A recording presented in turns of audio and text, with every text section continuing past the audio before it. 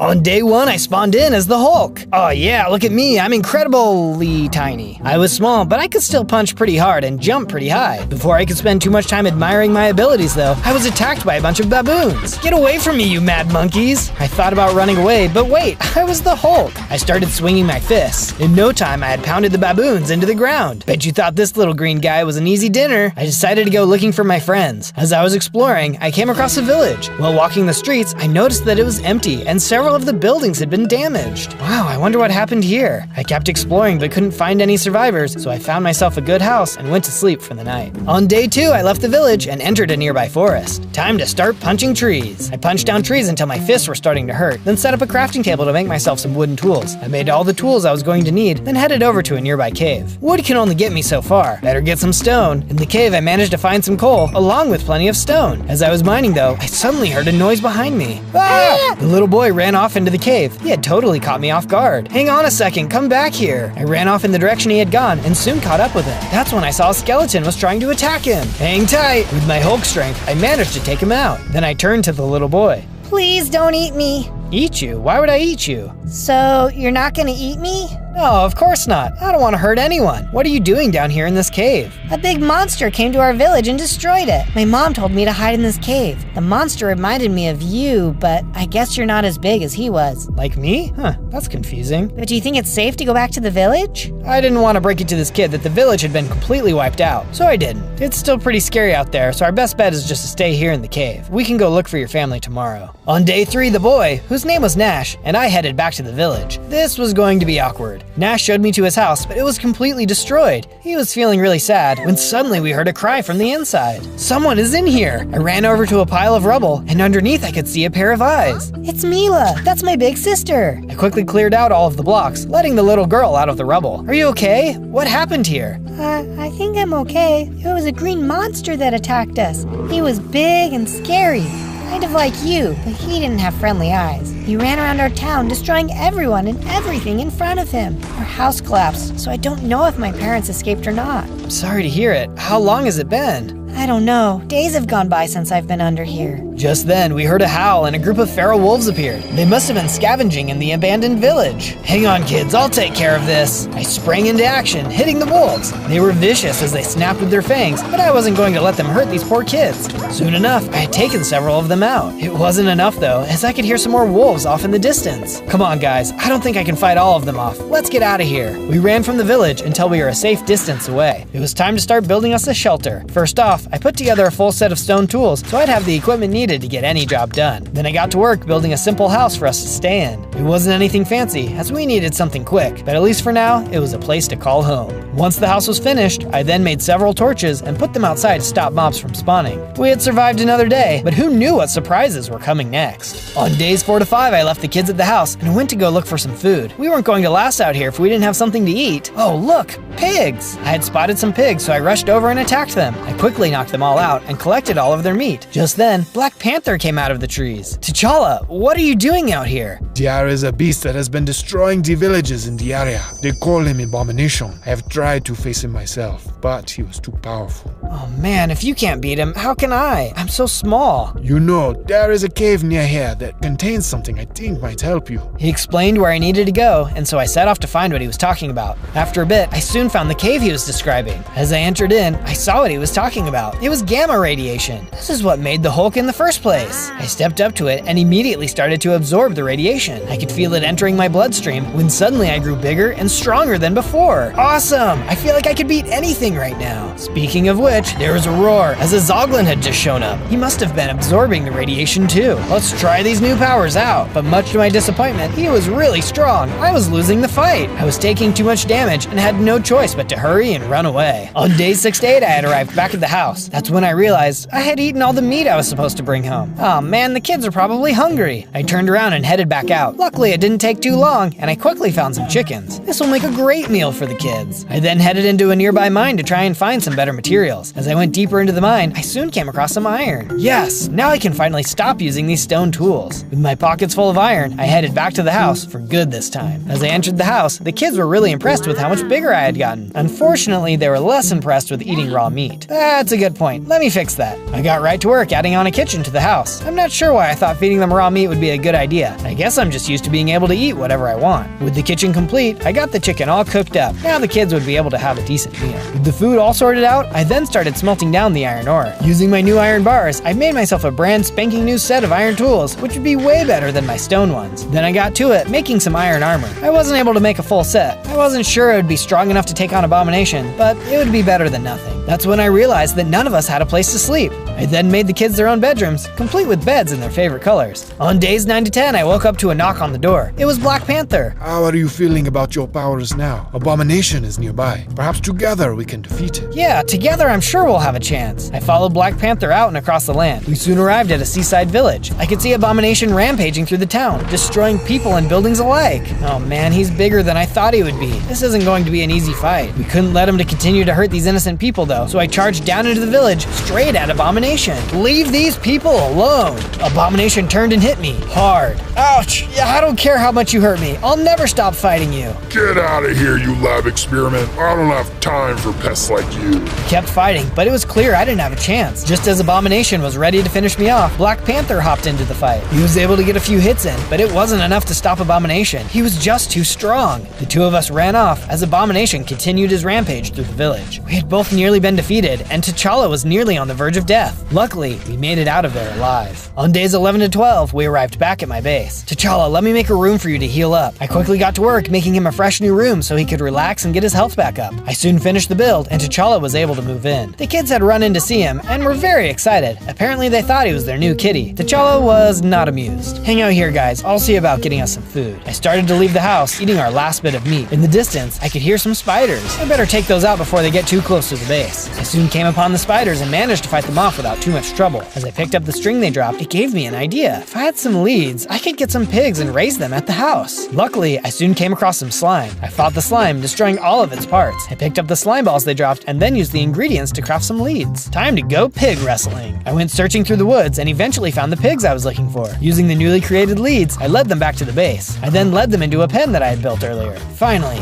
now there will be enough meat for everyone. I wanted to be sure we had some variety though, so I broke some grass to get seeds. I'd also gathered some water in a bucket, so I was all ready to build a farm. I tilled the ground and placed the water, which then let me plant the seeds I had collected. This base is really starting to come along. The only thing I was missing at this point was a statue to really put my mark on the place. Since I was so busy with food, I thought I would make it my favorite food. You'll have to let me know if you can guess what it is. Once I had finished the first part, it had gotten pretty late, and I could see some creepers had started spawning near the base. I better take care of that before they blow everyone to bits. I headed down to the base and knocked out all the creepers. Fighting them was always scary business, but I managed to knock them all out without too much trouble. On days 13 to 15, I decided that I needed to focus on getting more powerful, but I wasn't sure where to start. Just then, there was a knock on the door. Tony, what are you doing here? I was flying over and saw the statue you were building. Who else would build that other than you? Figured I'd stop in and say hello. Boy, Tony, you really dropped in at the right time. This abomination has been rampaging through the towns here, and I'm not strong enough to stop him. Oh, well, I know what you mean. I've had a few scrapes of my own I wasn't sure I was going to get out of. What have you got so far? Well, I came across some gamma radiation that powered me up, but that's about it. Well, what are you wasting your time with me for? That's your answer right there. Surely there's more radiation points out there. You think so? But how could we find them?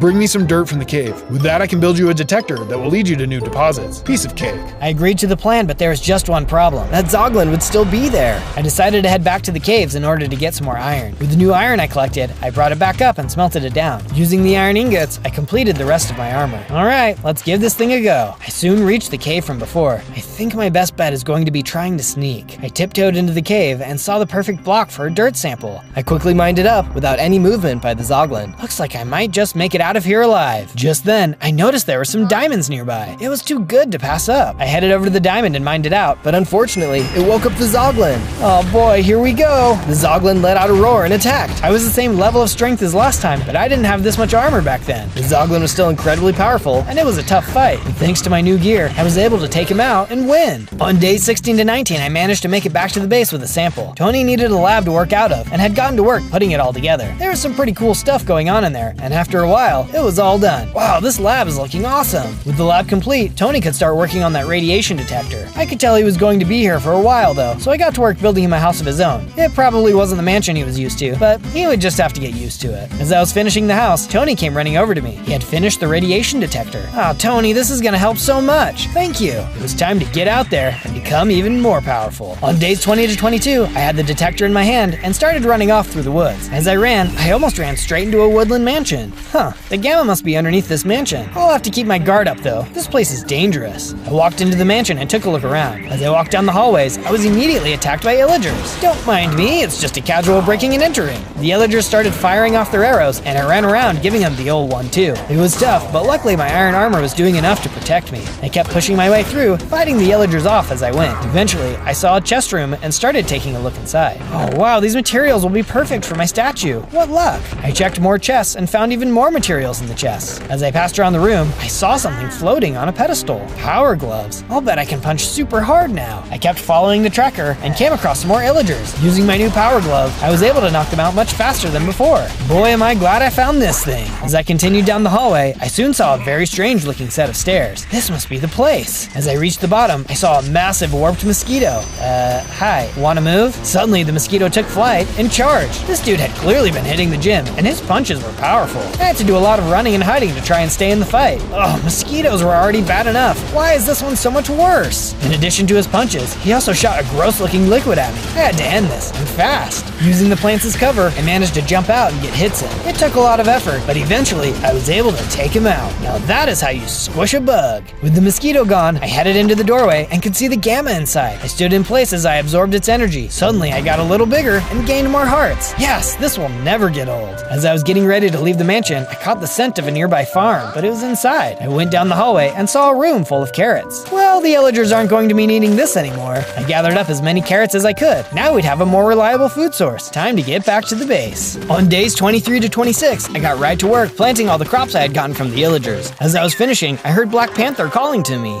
Well, we don't have more radiation for you. Perhaps we can train you to get you stronger. Well, I'm sure every little bit will help. I'm in. I headed out behind the house and got to work building a new training course according to T'Challa's instructions. It was looking like it would be a fun course, but certainly challenging. Once the course was complete, T'Challa ran through it to show me how it's done. He made it look really easy. Alright, I'll give it a go. I did my best to run through, but definitely made some mistakes. This was going to take some practice to get better. After giving it a few tries, T'Challa suggested that we try fighting. I hope you've got your armor on tight. I'm gonna smash you. Good luck. We faced off and started to fight. I was really strong, but I think that was my mistake. The Black Panther was an experienced fighter and was able to get more hits in. In the end, he was able to defeat me. Aw man, looks like I've got a lot of work to do. Do not worry. Even the smallest seeds can become a mighty tree. You will get there. On days 27 to 31, I was feeling especially motivated to get stronger. I decided to start looking for some more radiation stations. Okay, let's see where this thing leads me this time. I followed the radiation detector across the land and eventually reached a snowy tundra. It looks like it's pointing me to this cave over here. I didn't see any green glowing, but maybe it was just deep within. I headed deeper into the cave. Suddenly, I was attacked by a bunch of diamond zombies. Leave me alone! I was able to beat them back, but they were much tougher than I thought. I needed that radiation boost more than I realized. I kept going and ran into a whole group of diamond skeletons too. Luckily, some of them shot each other, so they ended up fighting amongst themselves while I took them out. Guess that's what happens when you don't have a brain. The good news was that I was able to spot some diamonds, which I happily mined out. Well, this doesn't make me stronger physically, but it will definitely give me a leg up in a fight. With all the diamonds mined, I headed back up out of the cave. Before I could get too far though, I heard a noise behind me. It was a Yeti. Uh-oh, these guys are strong. The Yeti and I started to fight. I was right, his blows were landing some hard hits. I wasn't sure I could take him, but I had to be strong. I couldn't leave those kids behind. I rose up and started landing blows. I could tell I was going to win. I only needed to land one more hit when suddenly the Yeti let out an ice attack, freezing me in place. He was hurt and ran away to go heal. This is not good. On days 32 to 35, I was still frozen. Luckily, the ice was starting to melt, and I was able to break free. Well, it's a good thing that Yeti left. Now, where was I? I followed my radiation detector, which soon led me to another cave. But look who it was. That Yeti. I know I can beat him, but he's probably just going to freeze me again. But I need that power. I moved closer to him, but before I could start to fight, he spoke. Wait, don't hurt me. I thought you were the Abomination. I can see that you're different, though. I try to be. What do you know about him? Not much, other than he destroyed my village. Everyone I know was lost in the battle, and I'm the only one of my kind left. What a monster. Why do you think he attacked your village? Well, my village was near a gamma radiation source like the one in this cave. My best guess is that he was trying to get to it. Oh no, it must power him up too. I've got to get to the radiation before he does. He has to be stopped. I've been watching this cave to try and stop him in case he shows up, but I trust you to stop him. I'll let you in, but be warned, there's a monster even more powerful inside. I'll take my chances. I headed into the cave. Soon, I saw what the Yeti had been talking about. Inside, there was a ghost mage. Uh-oh, here we go. The ghost mage charged at me. He wasn't going to make this easy. He looked like he had been waiting here a little too long. I'd be upset too if I didn't have any legs, but hey, at least he could levitate. Get out of my way! I swung as hard as I could, and at long last, the ghost mage was defeated. Now I could finally access the radiation. I stepped up to it and could feel the power enter into me. Soon I was even stronger than before. Oh yeah, that's the good stuff. As I left the cave, I invited the Yeti to come and stay with us. Since his village was destroyed and he no longer had a reason to guard the cave, he happily agreed. On days 36 to 39, I got right to work building the Yeti his own room. Turned out he used to live in a world full of monsters where he would help in their mailroom. He said he got banished to our world. It was all politics. Poor guy. With the Yeti's room complete, I decided to give the base some more upgrades to make it a little safer. We needed to beef up our defenses, just in case Abomination ever found us. Once the defenses were all completed, I was starting to get hungry. That's when I headed over to continue work on my statue. By this point, you've probably got a good idea of what my favorite food is. Leave your guesses in the comments. After a bit, I had finished the second part. That's when Black Panther came running up to me. He said he was impressed by how much bigger I had gotten. He said there was still a lot more work I had to do though, and invited me to do the obstacle course again. I would, but I'm just not very good at it. It's hard to do an obstacle course when there are so many other things I'm trying to get done. I understand, but it will help you. If you can complete the course, I have an item I believe will help. Oh, I like the sound of that. I'll have to keep training then. I ran over to the obstacle course and got to work. It was still hard, but I felt like I was doing even better than before. Black Panther encouraged me, even when I fell off and had to try again. I wasn't able to beat it today, but soon enough, I would have to win that prize. On days 40 to 43, I tried to use my radiation detector to find more gamma, but it wasn't working. Oh man, what's up with this thing? I headed over to Tony and asked him what was going on with it. He explained that I must have found all the gamma radiation within range of the detector. So how can we expand the range? Tony told me to wait there and headed into his plane. When he returned, he tossed out some eyes of Ender and told me I needed to get some Ender pearls. Oh boy, this isn't gonna be easy. I thanked him for his help and started searching for the end portal. My journey led me across the land. At one point, I even came across some diamonds, which I was able to use to finish up an entire set of diamond armor. I'm going to need this in the end for sure. It took a lot of searching, but eventually I made it into the stronghold and soon found myself outside the end portal. I inserted the eyes of Ender. Well, here goes nothing. I jumped in. On days 44 to 49, I appeared in the end. Let's get those Ender pearls. There were several Endermen nearby, and I got right to work chopping them down. These guys were really scary when you looked them in the eyes, but you just had to be brave. I ended up getting into more than I asked for though, and was soon surrounded by them. How was I going to get out of this one? Suddenly, there was a sound above me, and the Scarlet Witch came flying in to help. Together, we were able to take out the rest of the Endermen. Oh, you showed up just in time. I thought I was a goner. Always happy to help a friend. Do you know what's going on with the Endermen though? I noticed that not a single one of them dropped any Ender pearls. I have noticed this as well, yes. There is something going on, but I don't know what it is yet. Well, let's stick together and maybe we can figure this out. She agreed and we continued on through the end. Nearby there was an end city, so we went to check it out. As we got closer, we saw something terrifying. Look at that Enderman, he's bigger than all of the others. We charged in and started to fight. This Enderman was unlike anything I had ever seen before. He had 4 arms and would clap them together, trying to smash me in them. He would also pick up and throw blocks at me, as well as teleport around. This battle was really tough. With the Scarlet Witch's help though, we finally managed to take him out. He let out a shriek and exploded in a display of Enderman goop. It was pretty intense. And look, an Ender Pearl. The giant Enderman had left a single pearl behind. The Scarlet Witch told me I should take it, as she had more research she wanted to do in the end. She opened up a portal for me to return to the overworld, so I stepped in to head home. On days 50 to 53, I arrived back at my base. Safely back home, I went over to Tony to give him the Ender Pearl I had collected. He thanked me and got right to work, improving the gamma radiation detector. Suddenly, there was a sound outside. What was that? As I got closer to the sound of the noise, I saw that some Endermen were there. Scarlet Witch must have left the portal open too long. I hurried to defend the base from the Endermen, knocking them out one at a time. Once they were defeated, Scarlet Witch came through the portal. Oh, I am sorry about that.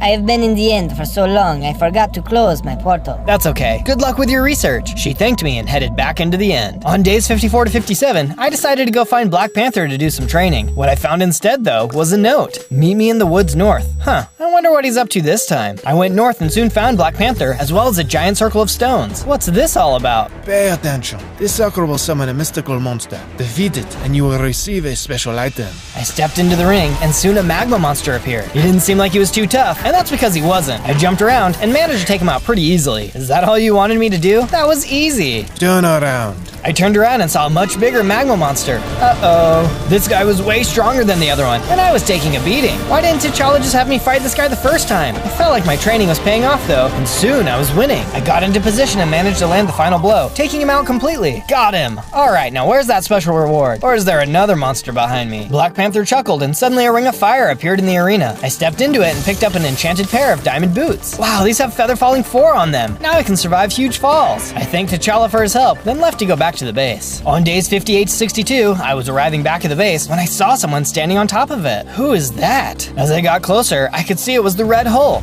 Hey, what do you think you're doing here? The Abomination knows what you're doing. There's only enough room for one big green guy in this world, and that's not you. We'll see about that. We charged into the base, but were suddenly attacked by a group of red crabs. What the? Where did all of these guys come from? The crabs weren't very strong, but there were a lot of them. We were so distracted by the crabs, we didn't notice Red Hulk had snuck around the walls and into Tony's lab. We soon defeated all of the crabs, but there was one question on our minds. Where did Red Hulk go? We ran around the base and soon saw the house he had run into. He had managed to break into the lab. Tony quickly ran around to check if anything was stolen. Bad news, big guy. The gamma radiation detector is gone. Oh no, now Abomination will be able to find all the sources before me. There's no way I'll be able to beat him without it. Suddenly, I realized something else was missing too. The kids! We ran around the base and eventually saw them hiding under a desk. They were scared, but unharmed. It's okay, guys. It's safe now. Don't worry. I promise I will always protect you no matter what. Now that everyone is safe, follow me. I can use my tracking abilities to find where the Red Hulk ran to. Let's go! On days 63 to 66, Black Panther and I were tracking Red Hulk's path. Soon, I could see a large tower in the distance. That must be it. Hang back and I'll go take care of this. I made my way over to the tower and entered in. I was immediately attacked by a bunch of red crabs. Get your pincy pincers away from me! I managed to clear out all of the crabs on the ground floor and started running up the stairs. What a weird place to call home. As I reached the top, I saw Red Hulk was waiting for me.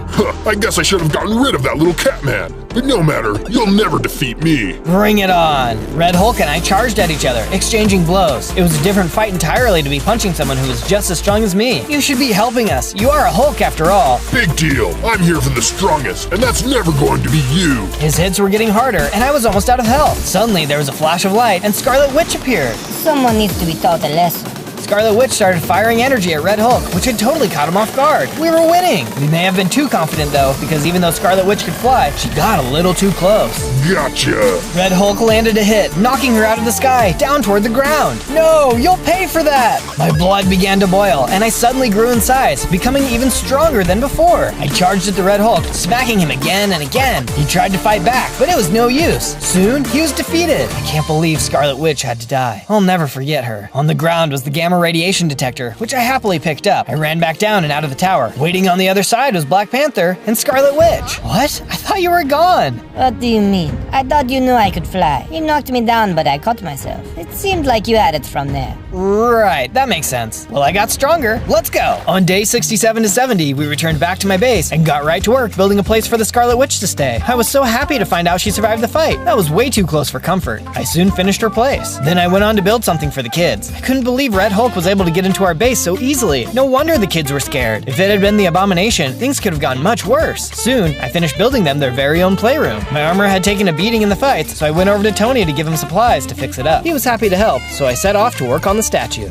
I then headed outside to finish up the next part of the statue. I'm sure you've guessed what it is by now, a hamburger. It's definitely one of my favorite foods. What's yours? Soon, the next part of my burger was complete. On days 71 to 74, I was having a horrible dream. I'd finally found Abomination, but something was wrong. He kept getting bigger and bigger, while I kept getting smaller and smaller. I wasn't going to be able to beat him. I woke up in a cold sweat. Oh, what's going on, kids? Sorry to wake you up, but we wanted to tell you thank you. Yeah, even though the base was attacked, we've never felt safer. We know you'll always do what you can to protect us. I assured them that would always be true. I believed myself when I said it, but I couldn't help but feel nervous about the fight ahead. On day 75 to 78, I felt more motivated than ever to get stronger in order to protect my friends. Alright, let's see where a boosted detector takes me this time. I followed the arrow and soon found myself back in the forest where I had been training with Black Panther. It led me to the summoning circle, which suddenly transported me to the Nether. Whoa, whoa! As I arrived, I saw tons of Mega Monsters who attacked. Jeez, all my friends really need to work on their portal management skills. These guys could have come through. I kept fighting fighting and was able to get through the magma monsters. That's when I noticed there was some ancient debris nearby. Oh, excellent. I'll be able to upgrade my armor and tools to netherite with this. On days 79 to 84, I was still following my detector through the nether. I could tell I was close. But before I could go much farther, Abomination came out of nowhere. Well, thanks for being my guide. Looks like this is my stop. Your guide? What? Huh, all that muscle and so dumb. Didn't even realize I was following you this whole time. With this radiation, I'll finally be at my full form. No! I charged at him, but even without his final form, he knocked me out of the way, no problem. I was in big trouble. He took off and went into the volcano. All I could do was watch as the volcano started to erupt. What did he do? Suddenly, a giant abomination came leaping from the volcano and landing right in front of me. Now I am truly powered up. Your little adventure ends here. I knew I didn't stand a chance in this fight, so all I could do is run. I turned as Abomination started chasing me through the nether. I had no idea if I was going to get away. Come back here, weakling. I'm going to crush you.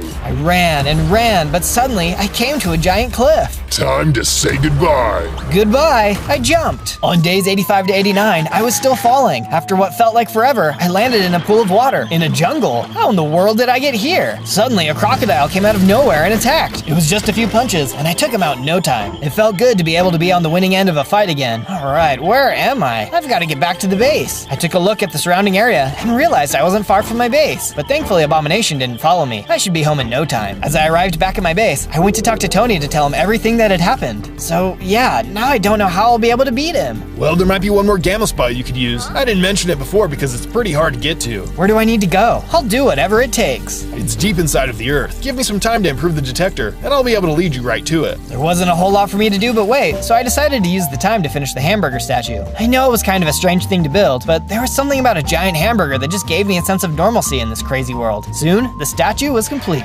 On days 90 to 94, I went to visit Black Panther. Alright, T'Challa, today's the day. I'm going to beat your obstacle course. You are already strong enough, my friend. You don't need to prove anything on the obstacle course. I have to prove it to myself. Besides, I want to win that item you mentioned. Ah yes, the item. Go on then. I ran to the course and got right to it. I could get all the strength and muscle in the world, but if I couldn't triumph a test of will, what good was it? The obstacle course was still as hard as ever, but my friends believed in me, and I had to win. Before I knew it, I had beaten the course. Yes, I did it! Well done, well done. Here is your prize, as promised. Black Panther tossed out a hammer. Is that Mjolnir? Thor's hammer? I picked it up. Wait, I picked it up. It's just a replica. I may have made it sound cooler than it was going to be. Sorry about that.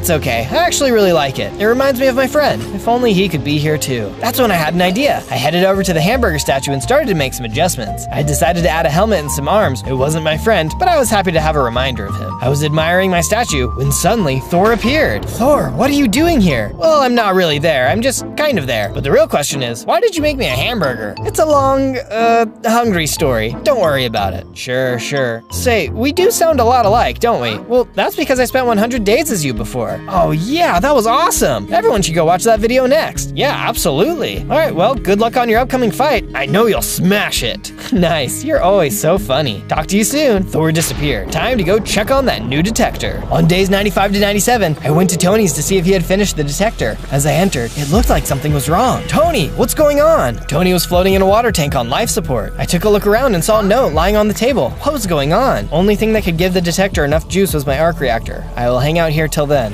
He's risking his life for me to find this. I can't let him down. Before I could leave though, I had to go say goodbye to the kids. They thanked me for giving them a safe place to live and wished me luck in my battle against the Abomination. As a final gesture, they gave me a piece of jewelry to remember them by. Now there's just one thing left to do. Using all of the ancient debris I had collected in the nether, I managed to make some netherite scraps. Then I used that to make some netherite ingots. Finally, I was able to upgrade all of my equipment to netherite. On day 98, I had reached the Badlands. The detector had been steady so far, so I knew I had to be getting close. Okay, it looks like this is the spot. Man, how deep do I need to go? Just then, there was a giant scary bug, and he looked hungry. Buzz off, bug boy. The bug was a vicious little, well, big fighter. I had never met something so determined to end me. The only way a bug could be this big has to be because of the radiation. I kept swinging my fists and was eventually able to knock him out. All right, let's level up for the last time. I stepped up to the radiation and nothing happened. What's going on? I'm not absorbing the radiation. That's when I realized I never was absorbing radiation to get bigger. Every time I had gotten bigger, it was because I was angry about a friend being in danger. I took a look at the locket the kids had given me. Inside of the locket was a picture of the kids with their now missing parents. The Abomination has taken so much away from everyone I care about. I have to be stronger. I was so angry about it that I started to feel the power flowing into me, and I was about to grow, bigger than ever before.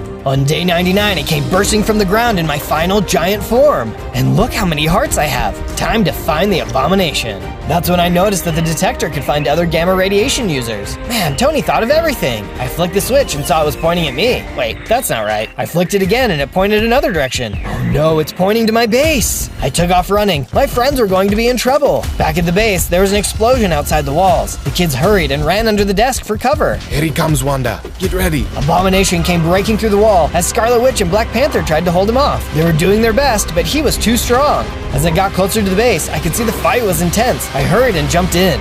Nice of you to join us. Couldn't let you guys have all the fun. How about you two shut it and let me pound you into the ground? We'll see about that. We continued to fight as the abomination exploded more and more of the base. We had to win, but he was too strong. He kept knocking us back. Suddenly, there was an explosion, and the side of the children's room exploded. Help!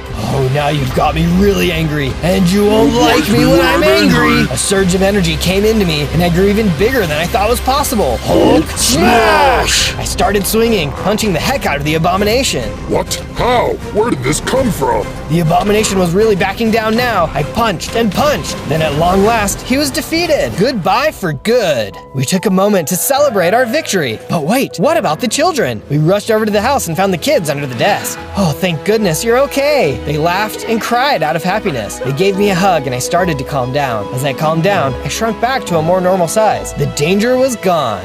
On day 100, we took time to rebuild the base. The danger was gone, but who knows when it would strike again. But when it did, we would be waiting, and we would be ready. On day 1, I spawned in as a lethal poison lizard in the middle of the deep, dark Zelkova forest. Oh, I look like I'm one rad reptile, even though I'm just a little baby lizard. I wonder if I have any powers. I walked over to a tree and swiped at it. I didn't even have a tool or weapon, but it turned out I had a set of awesome poison claws that I could use for claw-based attacks. I certainly wouldn't want to mess with me. But just because I wouldn't mess with me doesn't mean other people wouldn't. This point was proven when a huge, dog-headed guy charged through the forest towards me. You dares invade the overworld of the mighty Lord Anubis? You are a trespasser, and all trespassers will be annihilated. Maybe we can work this out. What if I did some work for you? I'm really good at completing quests.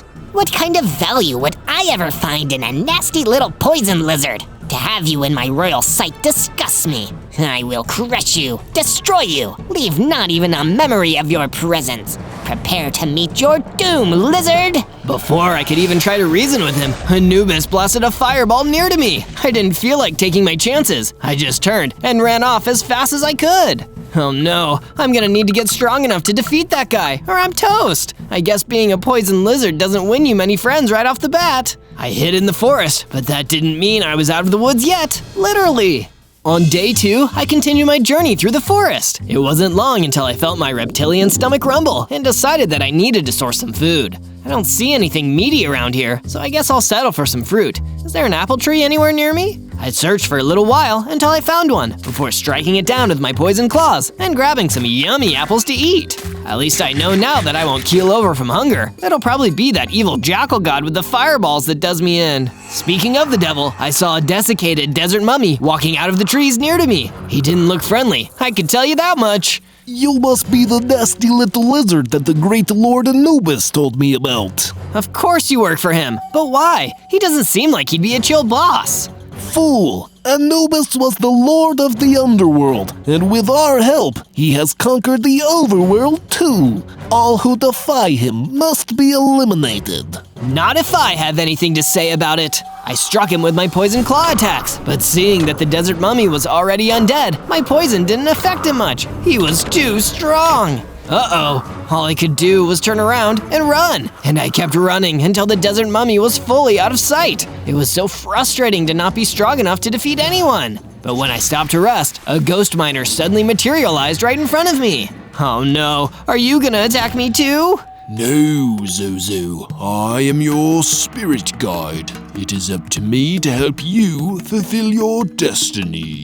My destiny? It is unsafe to discuss here. Come with me. He talked a good game, so I walked after the mysterious ghost miner. On day 3, the ghostly miner kept leading me through the Zelkova forest until we came upon a strange little cottage in the middle of the woods. This place seems a little suspicious. This is the dwelling of the mystery sheep, Zozo. He is one of the allies that will help you along your journey to fulfilling your true destiny. Trust in me, and all will be okay in the end. The ghost miner disappeared. He was certainly a strange guy, but who was I to disagree with the advice of my spirit guardian? Time to speak to the mystery sheep, I guess. I patiently waited at the door until it opened, and the mystery sheep trotted out. What brings you here, stranger? I was told to visit you by my spirit guide. He told me that you could help me fulfill my destiny. Oh, yes? And what is your destiny? Good question. I'm not entirely sure, but it's gotta have something to do with defeating this Lord Anubis guy who attacked me as soon as I arrived. Ah, Lord Anubis, an arrogant little god, and vain too. I can see why he would despise a little poison lizard like you. But there's good news in that, my friend. If he underestimates you, then you can take him by surprise. If you do that, then you may have a chance to defeat him. With that advice, I left the cottage to go make my own way in the world. The mystery sheep is right. Underestimating me might be the worst mistake that Anubis ever made. From day 4 to day 5, I kept searching until I found a little clearing in the Zelkova forest, big enough to build a little base for myself. I'm never gonna get strong enough to defeat Anubis if I don't learn to be independent. But I can't accomplish my goals if I don't have the right tools. That's why I slashed down a tree and used its resources to build myself a wooden pickaxe. Then, I didn't waste any time digging into the ground to collect some stone and craft myself a stone pickaxe and a stone sword. The stone sword will be useful if I run into another one of those freaky desert mummies. With my tool building work done for the day, I finally put some effort into building a little base. I made it out of wood and stone to keep it sturdy and made myself a little bedroom where I could relax when I wasn't out adventuring. My day's progress made my spirit guide, the ghost miner, materialize right in front of me. Zozo, you have done well. Every step you take brings you closer to your destiny. Thank you, Ghost Miner. Your advice has been super helpful. Good. I have a gift for you. Take some of my ghostly energy and feel your power grow. The Ghost Miner hit me with a blast of powerful spirit energy right in my face, and I could immediately feel myself getting bigger and stronger.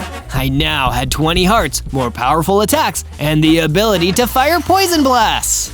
You will be the one to save us all, Zozo. From day 6 to day 8, I ventured out of the Zelkova forest for the first time. I decided to wander around the Badlands, which had a warmer climate that's perfect for a cold-blooded poison lizard like me. Feels good to feel the warmth on my scales. But my trip to the Badlands wasn't just an exercise in pure escapism and relaxation. As I walked, I was suddenly ambushed by the same desert mummy who had attacked me earlier. Time for some pest control. I'm going to destroy you once and for all, you nasty little poison lizard, for the glory of the great Lord Anubis. I'm not gonna be that easy, Mr. Mummy. I'm a lot stronger than I used to be. You think that matters to Lord Anubis? I'm just one of his mummy's servants. Death is just the beginning, Zozo. No, it's the end. I fired one of my poison blasts at the mummy to slow him down, then ran in with my stone sword to dash him and slash him until he poofed into nothing. That's what you get for bullying me, you beastly bundle of bandages. I'm impressed, Zozo. Well done. I turned and saw a mysterious forest guardian standing right behind me. You have proven yourself to be a potential friend of the forest, my son. And if you help me rid this sacred place of evil, then I can give you wondrous prizes and powers. Do you agree to help me, Zozo? That sounds like a great deal to me. Let's go. From day 9 to day 10, I followed the guardian of the forest deeper into the Badlands. It didn't take him long to lead me to a location where a huge, terrifying spider queen was waiting. That's what he wants me to slay? Yikes, I guess I'll try my best. I ran in and tried to mount a sneak attack on the Spider Queen, but my attacks weren't strong enough to leave any lasting damage, and I couldn't say the same for her attacks against me. I ran away as fast as I could until I rendezvoused with the Guardian of the Forest and told him what happened. I'm sorry for sending you into danger like that, Zozo. All things considered, you're lucky to be alive. Perhaps being a poison lizard allowed you to have a greater immunity to her Spider Queen venom.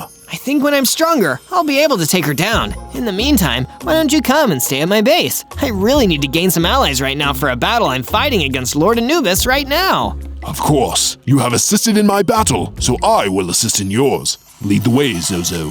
From day 11 to day 12, I returned to my base with the guardian of the forest. I immediately set to work, making him a room on the grounds of the base where he could stay while I was training. It wasn't all that impressive, but it was probably a decent place to get some rest at night. After I was done building, the guardian came over to me with some good news. I've built some upgrades for your base, Zozo, as an apology for putting you in a dangerous situation before. Go take a look. The guardian of the forest had clearly used his supernatural powers to work fast. He'd built 3 upgrades: a chicken farm with a few chickens already herded inside, a storage room for spare equipment, and a furnace for smelting raw materials. This is incredible, thank you! And in fact, this gives me an idea. I went into a deep cave next to my base, and I explored inside until I found some iron ore, and used my stone pickaxe to mine it. Then, I went back to my base, used the furnace to smelt the ore into ingots, and turn those ingots into an iron sword and an iron pickaxe. I'm really moving up in the world! From day 13 to day 15, the ghost miner, my spirit guide, materialized into the base. Zozo, you must return to the Badlands. But why spirit guide? Another one of Anubis's minions, the Desert Mummy, is waiting there. If you defeat him, you will ascend to the next level of strength. As you wish, spirit guide. I ventured out to the Badlands again, and it didn't take me long to find the exact desert mummy that the ghost miner had told me about. I pulled out my new iron sword, ran in, and attacked until the desert mummy was no more. And this gave me enough XP to upgrade again and level up, getting me up to 30 hearts and giving me a bigger, stronger body and more powerful attacks. Whoa, the ghost miner is always worth listening to. From day 16 to day 19, I decided to go and explore the strange, eerie Weeping Witch Forest. It's like something out of a fairy tale, a really weird, spooky fairy tale. And it was an interesting place to explore anyway. It was cold and dark, and it felt like something eerie could pop out from around any corner. So it didn't surprise me when another desert mummy emerged right in front of me, ready to battle. You have slain my undead brethren, but you won't slay me, Zozo. I will annihilate you in the name of my master, Lord Anubis. I still don't understand why you're so desperate to destroy me. Doesn't your Lord Anubis have bigger fish to fry? He is a literal god after all. Your presence offends him. We need no more reason than that to send you to the underworld, cold and lifeless. Not if I send you first. I battled the desert mummy. Just like the mystery sheep said, the mummy had underestimated me, just like his boss. And in the end, I defeated him. Wait, did he drop some kind of note? I looked around and found a note that had been dropped by the destroyed mummy. It came straight from Anubis, and it said, "You bandaged buffoons have failed me for too long. You must destroy this Zozo before he gets stronger. If he reaches full power, his poison will be able to harm me. We cannot allow that. Destroy him now." So that's why he wants to destroy me so bad. I understand it now. From day 20 to day 22, I returned to my favorite mining cave to collect some more iron ore for crafting purposes. All this iron will perfectly match my iron will. I took the ore back to my base and used my furnace to smelt it into some ingots. Soon after, I had myself a tough new iron chest plate. Now I can really take a mean punch. It's time to settle an old score and go squash that evil Spider Queen. Afterwards, I returned to the Badlands, where I'd first met the Guardian of the Forest and promised to him that I'd defeat the Spider Queen that'd been plaguing the area. A poison lizard always pays his debts. I arrived at the Spider Queen's location, and this time, I was truly ready. With my weapons and powers, I attacked and destroyed the Spider Queen once and for all, freeing the Badlands from her terror for good. But my terror was just beginning. After defeating the Spider Queen, I heard something coming quickly towards me. I turned around, and it was Anubis himself. Zozo, you monster! You destroyed my pet spider! You are truly my arch enemy! What? I didn't know she was your pet spider. I just knew she was terrorizing creatures of the Badlands. Yes, because I told her to. I have even more reasons to destroy you now. I know the actual truth, Anubis. I know that if I get to my full power, my poison will be able to destroy you. Oh yes, but you'll never get strong enough to be a threat to me. I'll destroy you first. Anubis blasted me with fireballs, and I ran away as fast as I could. From day 23 to day 26, I managed to get back to my base in the forest with barely a scratch. Anubis had given up chasing me, but only for the time being. Even if he wasn't on my tail now, he was still out there and knew that I could put a stop to his evil plans if I just got stronger. And luckily for me, that was already happening. I met with the Guardian of the Forest again. You've done well to slay the Spider Queen, Zozo. Thanks. I didn't realize she was the pet of Anubis. But hey, without his creepy crawly, he's more vulnerable, right? We can only hope, Zozo. I was on a roll, and I couldn't stop now. I headed back to the mines to search for more materials and came across some more iron ore buried underground. I already have an iron sword, pickaxe, and chestplate. What else could come in handy? Oh, a helmet! That would be perfect, having some added armor to protect me. So I turned the iron ore into ingots and crafted myself a brand new helmet. That's when the ghost miner materialized again. Zozo, come and see. What is it? I followed my spirit guide. He'd been working on improving my base while I'd been off on my adventures. We'd now had a whole security bunker safe near the main base, a place where we could be secure just in case Anubis' forces ever tried to overrun our base. The bunker was nice and fortified, so they would have had no chance of ever getting in, and we could be nice and protected inside. From day 27 to day 31, I made the decision to venture back towards the Weeping Witch Forest. Even though I'd gotten rid of that nasty desert mummy the last time I was there, the whole place still gave me the creeps. Suddenly, I heard a faint voice, so I looked around to figure out where their voice was coming from. As I turned around, I was startled to see a gigantic axolotl right behind me. Whoa, don't sneak up on me like that. Oh no, sorry about that, man. People usually spot me coming on the count of me being a big, bright pink axolotl. Didn't mean to startle you. That's okay. Just tell me you're not working for that big jackal jerk Anubis. Oh, no, man. In fact, I just wanted to come and say thanks for taking care of that desert mummy of his. Us amphibians and reptiles have got to stick together, right? That mummy destroyed my home, so I'm glad to be rid of him. Why don't you come back to my base with me? Aw, thanks, man. Well, me and Big Axolotl were heading home. He had tons of suggestions about how I could make my base more homey with some new couches and bookshelves. Once we got home, I started to add his suggestions to the base, adding some couches and some bookshelves to liven up the place. I actually have a real passion for interior design. After I left Big Axolotl to relax, the ghost miner reappeared. Zozo, I have another task for you, my son. What is it? More trouble? Indeed, I sense there are more of Anubis' forces nearby. We must act swiftly. From day 32 to day 35, my spirit guide and I both left the safety of my base and headed back to where I had met the mystery sheep. According to the ghostly miner, the poor sheep was under siege from more of Anubis' dastardly desert mummies. The mystery sheep had given me some helpful advice before and offered me guidance when I wasn't sure what my destiny was, so the least I could do to repay him was help him out in his time of need. Help! Someone, please help! We arrived at the mystery sheep's dwelling, only to see it was swarming with desert mummies. I had only ever beaten a couple of them before, and only in one-on-one fights. But I had been getting stronger, and my confidence was already increasing, so I leapt into battle! I swiped my iron sword at the mummies, launching a few poison attacks, while making sure the ones up close got a taste of the full fury of my improved combat skills. I took out one and another, but while I was busy fighting my way through them, some of the desert mummies went after the mystery sheep. Zozo, things look bad. It may be too late for me. Remember your destiny. I know you won't let us down. I wasn't able to save the mystery sheep. Even by the time I had defeated the other desert mummies, there was no one feeling more defeated than me. From day 36 to day 39, I left to clear my head. The ghost miner offered to come with me so he could comfort me in the wake of losing the mystery sheep, but I told him I'd rather be on my own for a while. I decided I'd head back to the Badlands, feel some more warm sunlight on my scaly lizard skin, in the hopes that that might cheer me up. I was contemplating what had gone wrong. I was stronger, but not strong enough to save my friend. Suddenly, while I was thinking to myself, a phantom fox appeared. Greetings, Zozo. I am Phantom Fox, a spirit of swiftness. I know you are grieving the loss of the mystery sheep, but I have a task you must complete. Okay, I know the mystery sheep wanted me to make everyone proud, so I guess me carrying on getting stronger is what he would have wanted. The Phantom Fox led me toward another of Anubis' minions, an Endergast from the Jackal God's underworld. I ran towards it, prepared to fight, and readied my poison attacks. But I quickly found out that my poison had no effect on the Endergast. So my sword had to do, and with a few strong swings, I was able to defeat the ghastly minion.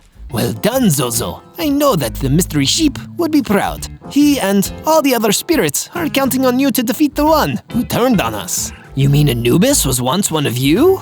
Indeed, but he betrayed us and took control of the underworld, becoming its god. Now, he'll stop at nothing to expand his power up here and control everything that is, that was, and that will be.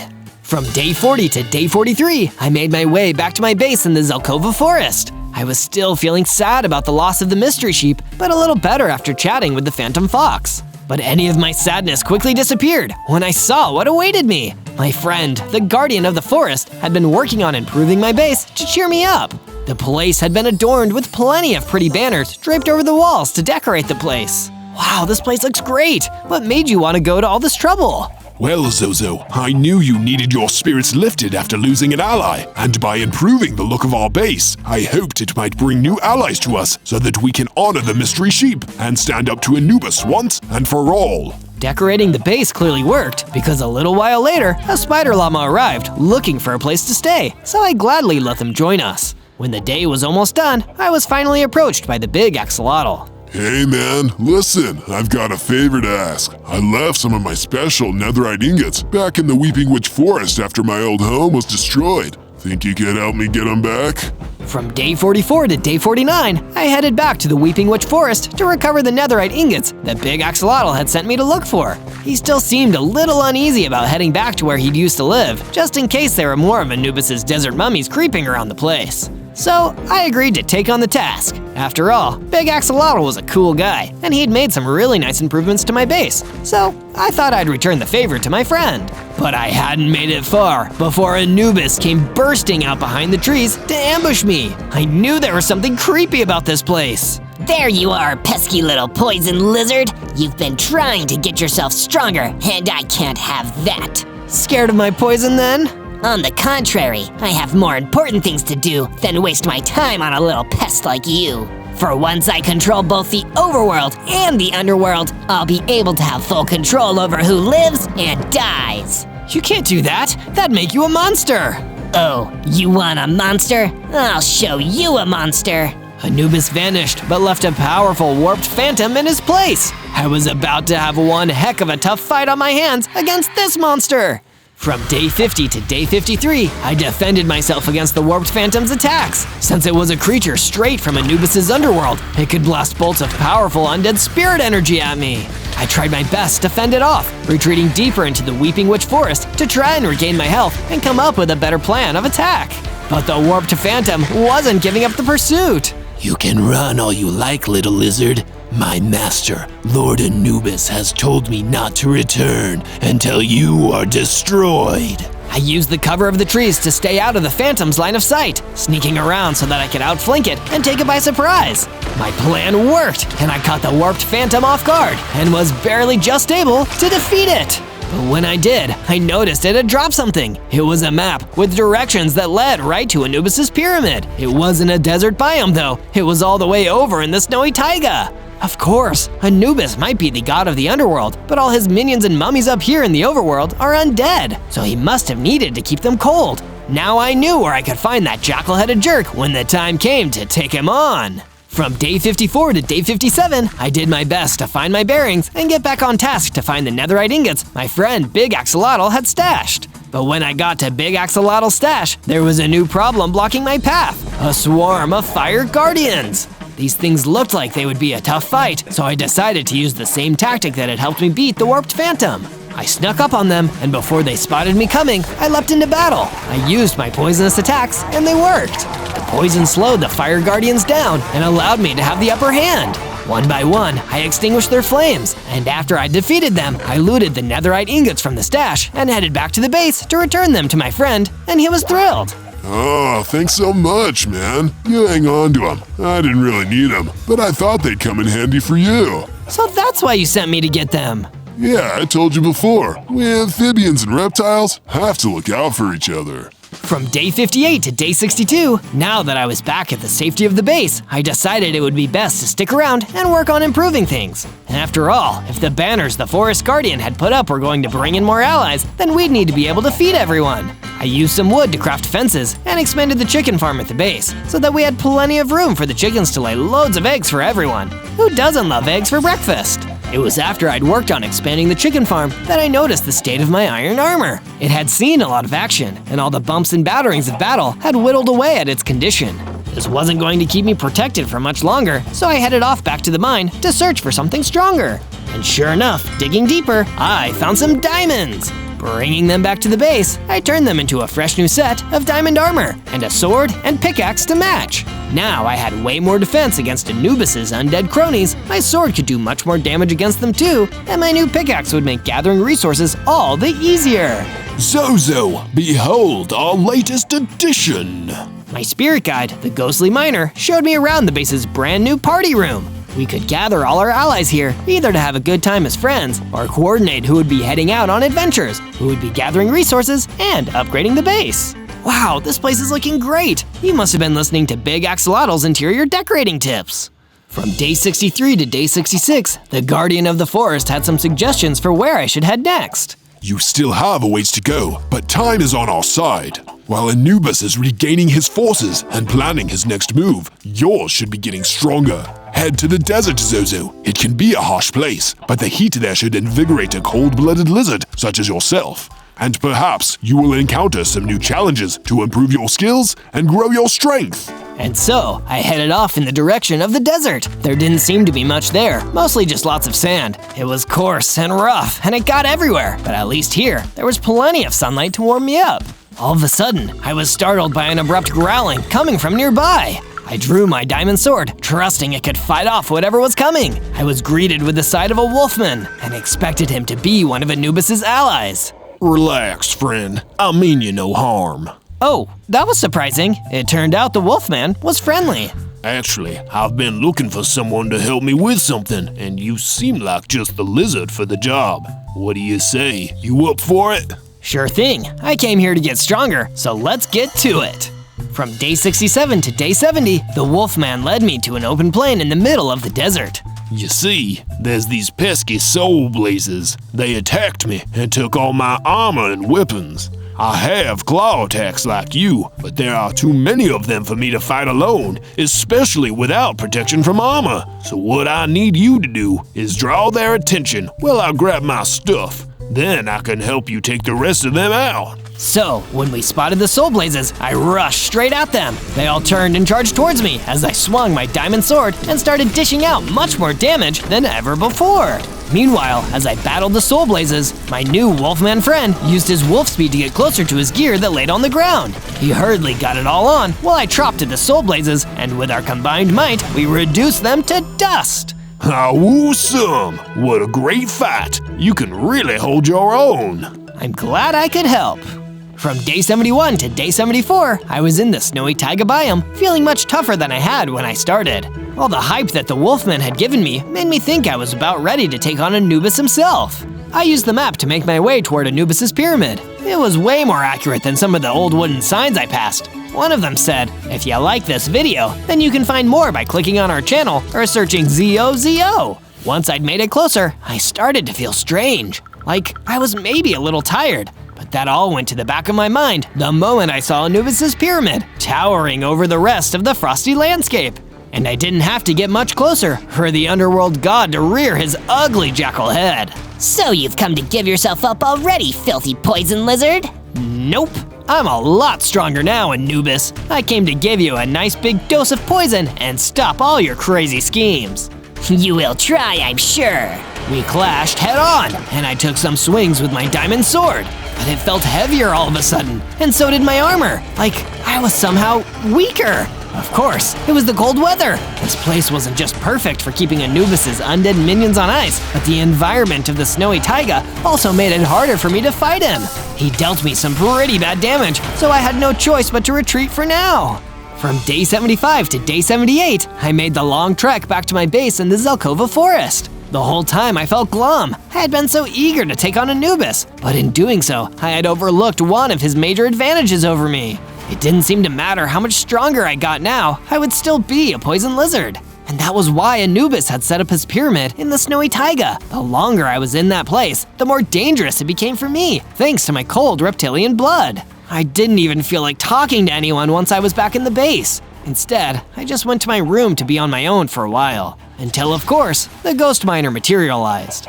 Zozo, don't be disheartened. There will be another opportunity to stop Anubis. For now, come and see. We've all been working hard to make some new improvements to protect this place. I didn't really feel like it, but I let the ghost miner show me around. The base now had a tall watchtower reaching high up above the forest's tree line, so we could keep a lookout for any approaching danger. Even though I was feeling down, I had to admit it was pretty neat. Then, the big axolotl came to speak to me alone. Hey man, don't worry. Nobody stays down in the dumps for too long. I got you this. Thought it might help. Consider it a thank you for all you've done for me. Big Axolotl had given me a magic apple. It really did lift my spirits some more. I was lucky to have him as a friend, and even luckier when I ate the magic apple. I felt the magic from the apple transform me into a larger poison lizard, giving me 60 hearts and even a new power, a jump boost, so I could leap even higher on my reptilian legs. From day 79 to day 84, I was ready to pick myself up and try to take on Anubis again. My extra hearts would have made it easier to survive the snowy taiga, and now I had my jump boost. I could get up in the air right into his smug jackal face, and his attacks would miss me. When I made it back, there was no sign of him though, but a pack of thorn wolves tried to take some bites at me, so I showed off some of my newfound strength. They were no match for me. My, very impressive. I turned around to see a huge creeper spider. I kept my guard up, but then realized that if they were going to harm me, they could have used the element of surprise when I was fighting the wolves. Instead, the creeper spider offered to show me around the snowy taiga, teaching me a few tricks for staying warm while I was traversing this frosty part of the overworld. But best of all, they showed me how I could use some of Big Axolotl's netherite ingots. By combining them with my diamond sword, I had now made an even more powerful weapon, a netherite sword. From day 85 to day 89, I was heading back to my base to tell my friends the good news, but I was shocked by what awaited me. There was a horde of desert mummies attacking the base. With no time to waste, I rushed into battle to defend my home and my friends from the bandaged fatties. Luckily, my blade of netherite cleaved through most of them with one swing. Seeing I'd taken their numbers down, the remaining desert mummies ran off into the forest. I couldn't let them get away. If they made it back to the snowy taiga, they could tell Anubis exactly where to find my base, and he'd send even more powerful mobs to harm my friends. I rushed after them into the forest. They were a ways ahead of me, and before long, my base had disappeared from view behind all the trees, and so had the desert mummies. Darn it, I had to figure out a way to stop them. While searching the forest, I came across a villager. Hey, have you seen any of Anubis's mummies go this way? Oh, I have. Please get rid of those horrid undead things. They pointed me in a direction, but the mummies who'd been causing the villager trouble were a different group. Still, they were Anubis's minions, so I thought it'd be better to take them out nice and quick. My netherite sword made light work of them, and then I kept up the trail of the others, hoping I could reach them in time. From day 90 to day 94, I had been following the desert mummies for quite some time, all the way to the snowy taiga. Oh no, it was too late. They'd be able to report back to Anubis about where my base was. I made sure not to get too close as they approached the Jackal God's pyramid, where they were greeted by a huge beast, a vile ogre. Good job tracking that poisonous lizard. I will head to that base and destroy what's left on behalf of Lord Anubis. Go and report your findings to him. Not so fast. I leaped out of cover and stood in the way of the vile ogre. Ah, there you are. Lord Anubis will be pleased when I tell him you've been destroyed. Do you even know who you're messing with, reptile? I'm Vile Ogre, Anubis's #1 henchman. Tougher than my poison and netherite sword?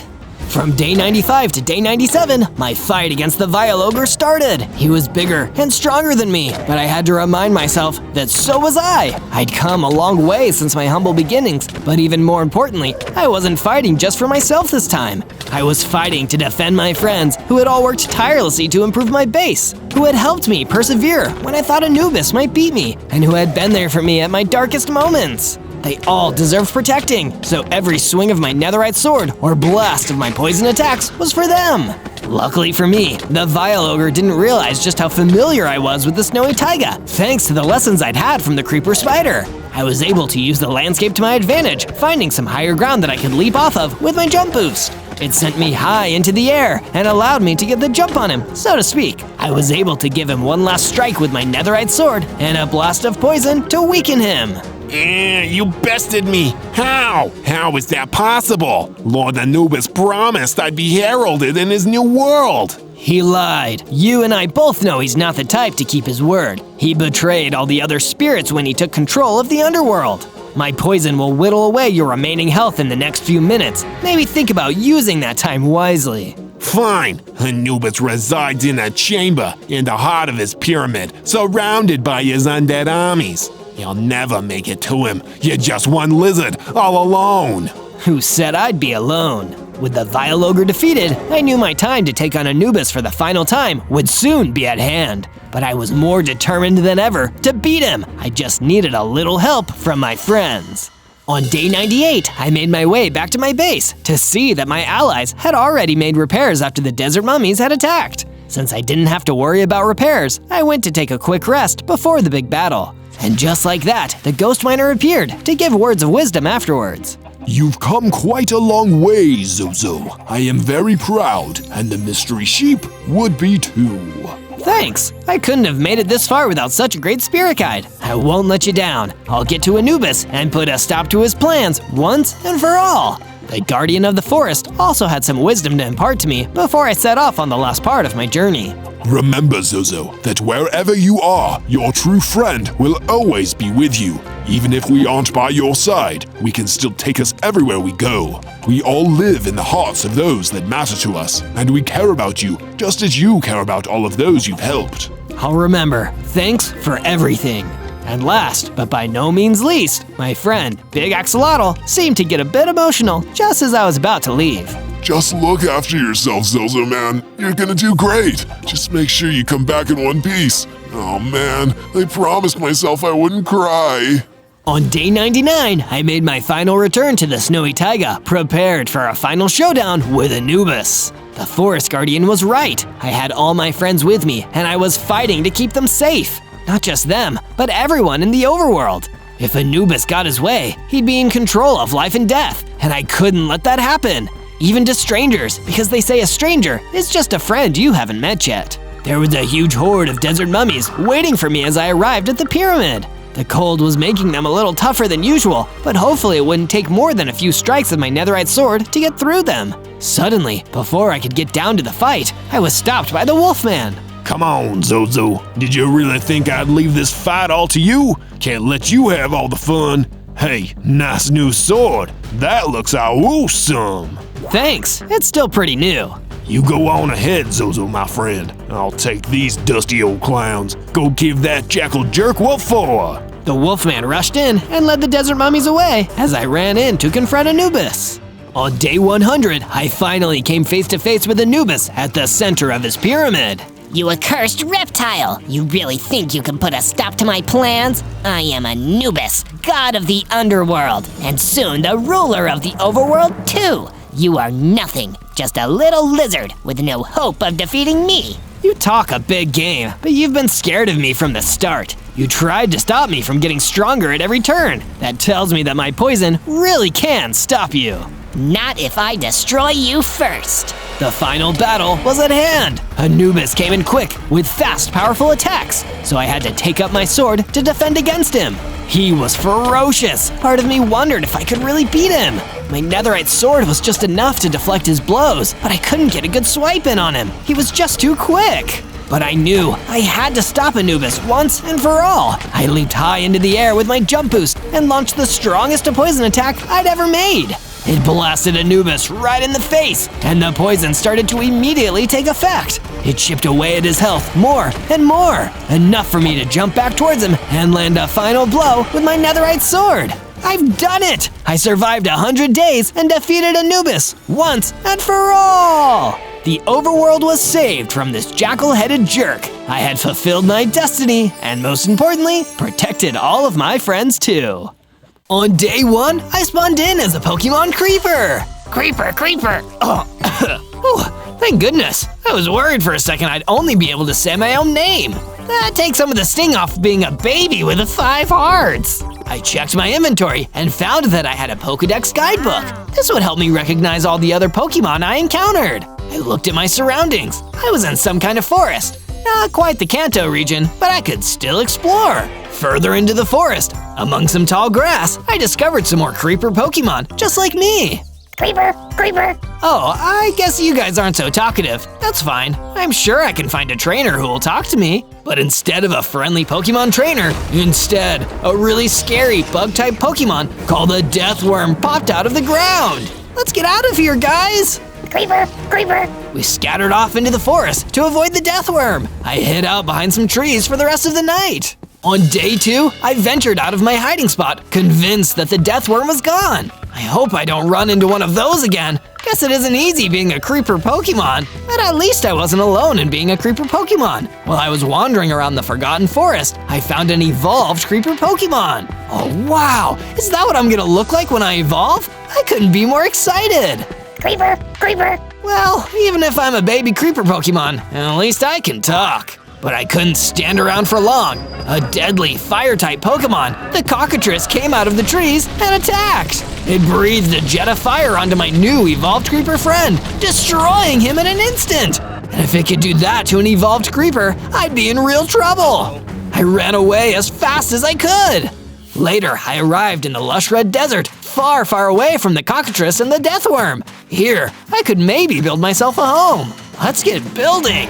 I found some trees and knocked them down, collecting enough wood to make myself a wooden pickaxe and a wooden sword. These are pretty useless, but I guess everyone has got to start somewhere. With my extra wood, I started building my own wooden base to give me shelter from the elements. It felt nice to finally sleep indoors for once. On day 3, I went out to the meadows, wondering if I could beat some more Pokemon who wanted to come stay at my base. Instead, I found something even cooler, a Pokemon trainer. I ran over to him, so excited to finally have someone I could talk to. Hey, I'm Zozo. I'm a creeper Pokemon. It's so cool to meet you. Oh wow, a Pokemon that can talk. You don't see that every day. I haven't seen a Pokemon trainer here yet either. Maybe we should team up. I'd love to, but I think I might need to become a more experienced Pokemon trainer before we can truly team up. But when I get there, I'll know where to find you. It wasn't exactly what I wanted, but it was a start. I started to head back to my base and used my wooden pickaxe to dig up a bunch of stone, which I used to improve my base and build myself a stone sword and a stone pickaxe. Before the day was out, a Pokemon called a Zoglin attacked me, and I was able to easily defeat it with my stone sword. After I defeated it, it dropped some rare candy on the floor, and I quickly collected it. This candy will come in handy later. From day 4 to day 5, I woke up and felt ready to eat that delicious rare candy I'd collected from the Zoglin the previous night. It's been a long week. I think I've earned a little treat.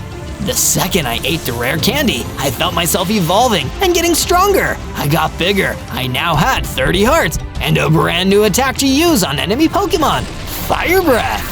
Whoa, it looks like I'm a fire-type Pokemon too! I spent the rest of the day in the Mojave Desert, which was even hotter than the one around my base. It was sandy everywhere, so I collected some sand blocks to use later. Then, I ran into a sandwich. Hey there, little creeper Pokemon. I actually saw a few more of your kind not far from here. You should go see them. So I did. I searched around until I found a little group of creeper Pokemon just like me. I was so happy. Creeper, creeper. Yeah, creeper. How about you guys come and stay at my base? Us creeper Pokemon should stick together for safety. We returned to my base in the lush red desert and found that a wither was waiting outside. This wasn't good. Stand back, guys. I'll deal with this. I ran in and used my new flame breath to destroy the wither. Being a fire-type Pokemon was a lot of fun. From day 6 to day 8, I met up with the Pokemon trainer again, and we went exploring together, searching for some food. And not long after finding some, we went into a nearby underground cavern to do a little bit of mining. It's super dark in here. Don't worry, trainer, I can light the way. I breathed a jet of fire and lit up our way, seeing some iron ore in the blocks beneath us. I grabbed my stone pickaxe and started mining until I collected some ore. We built a furnace in the underground cavern and used the ore to create an iron sword and an iron pickaxe. Now I'm stronger than I've ever been. With our new equipment in hand, we went to the oasis to relax and spent some time in the sun next to the nice cool water. But not everything was so peachy in the oasis. We were suddenly attacked by a giant monster known as the Hydra. Even with all my new equipment and my fire-breathing power, I couldn't hurt him at all. Get out of here, Zozo. I'll take care of him. You need to get to safety. So I did, because it was all I could do. My Pokemon trainer and the Hydra fought until, in the end, neither of them remained. No! I started heading back alone. I felt so terrible. I'd lost everything. But on the way back, I ran into a friendly Myrmex queen. Hello, little creeper Pokemon. Hey, sorry if I seem a little down right now. I just lost a friend of mine. Goodness, you can talk? That's incredible. I didn't know creeper Pokemon could talk. Me neither. I might be the only one. Well, if you lost your friend, perhaps I'll come stay with you. You shouldn't be alone on a night like this. I would love that, Myrmex Queen. The Myrmex Queen and I returned to my base, and I created a new room for her to stay in. It was nice to finally have someone to stay with me who could actually talk. From day 9 to day 10, I woke up to find someone waiting outside my base. It was a huge, scary-looking Dread Knight, and he was here for me. Who are you? I'm your worst nightmare. I'm the strongest Pokemon gym leader in the overworld, and that Hydra you and your friend destroyed, that was one of my prized Pokemon. It destroyed my friend, and it attacked us first, too. How could you blame us for what happened? Don't pity yourself. Not yet. When I'm done with you, you're gonna have something to really pity. Mark my words, you sad little creeper Pokemon. I'm going to get you. And then he was gone, leaving me confused and afraid, not knowing what would happen next. From day 11 to day 12, I was woken up by the Myrmex Queen. She seemed incredibly excited to see me. Zozo, I know that losing your friend was very hard for you, so I made you something that might help you process what happened. Come and see. I came out and saw what the Myrmex Queen had created, a memorial for the fallen Pokemon trainer, so we'd always be able to remember him. This is amazing, Myrmex Queen. Thank you. Let's go traveling together. We went out to the orchard, where I hoped I might be able to find some food that would make me stronger. Instead, we just found an angry siren who didn't want to have our company. Being attacked while just going on a walk really gets me fired up. I breathed fire on the siren, defeating it, and the Myrmex Queen and I continued searching for ways to get stronger. That's when we met a friendly troll, and I decided to ask him. Whoa, a talking Pokemon! That's exciting! If you want to get stronger, you can seek out Professor Oak. He's an expert when it comes to Pokemon, and I've heard he's got a clinic somewhere out in the meadows. Professor Oak? Now that sounds like an idea! I'll need all the help I can get to be strong enough to defeat the Dread Knight. Wanna come stay at my base in the meantime? Sure, that sounds like fun. We went back to my base with the troll, and I built a new room for him to stay in. I wasn't so lonely now. From day 13 to day 15, I went off into the meadows to seek out Professor Oak.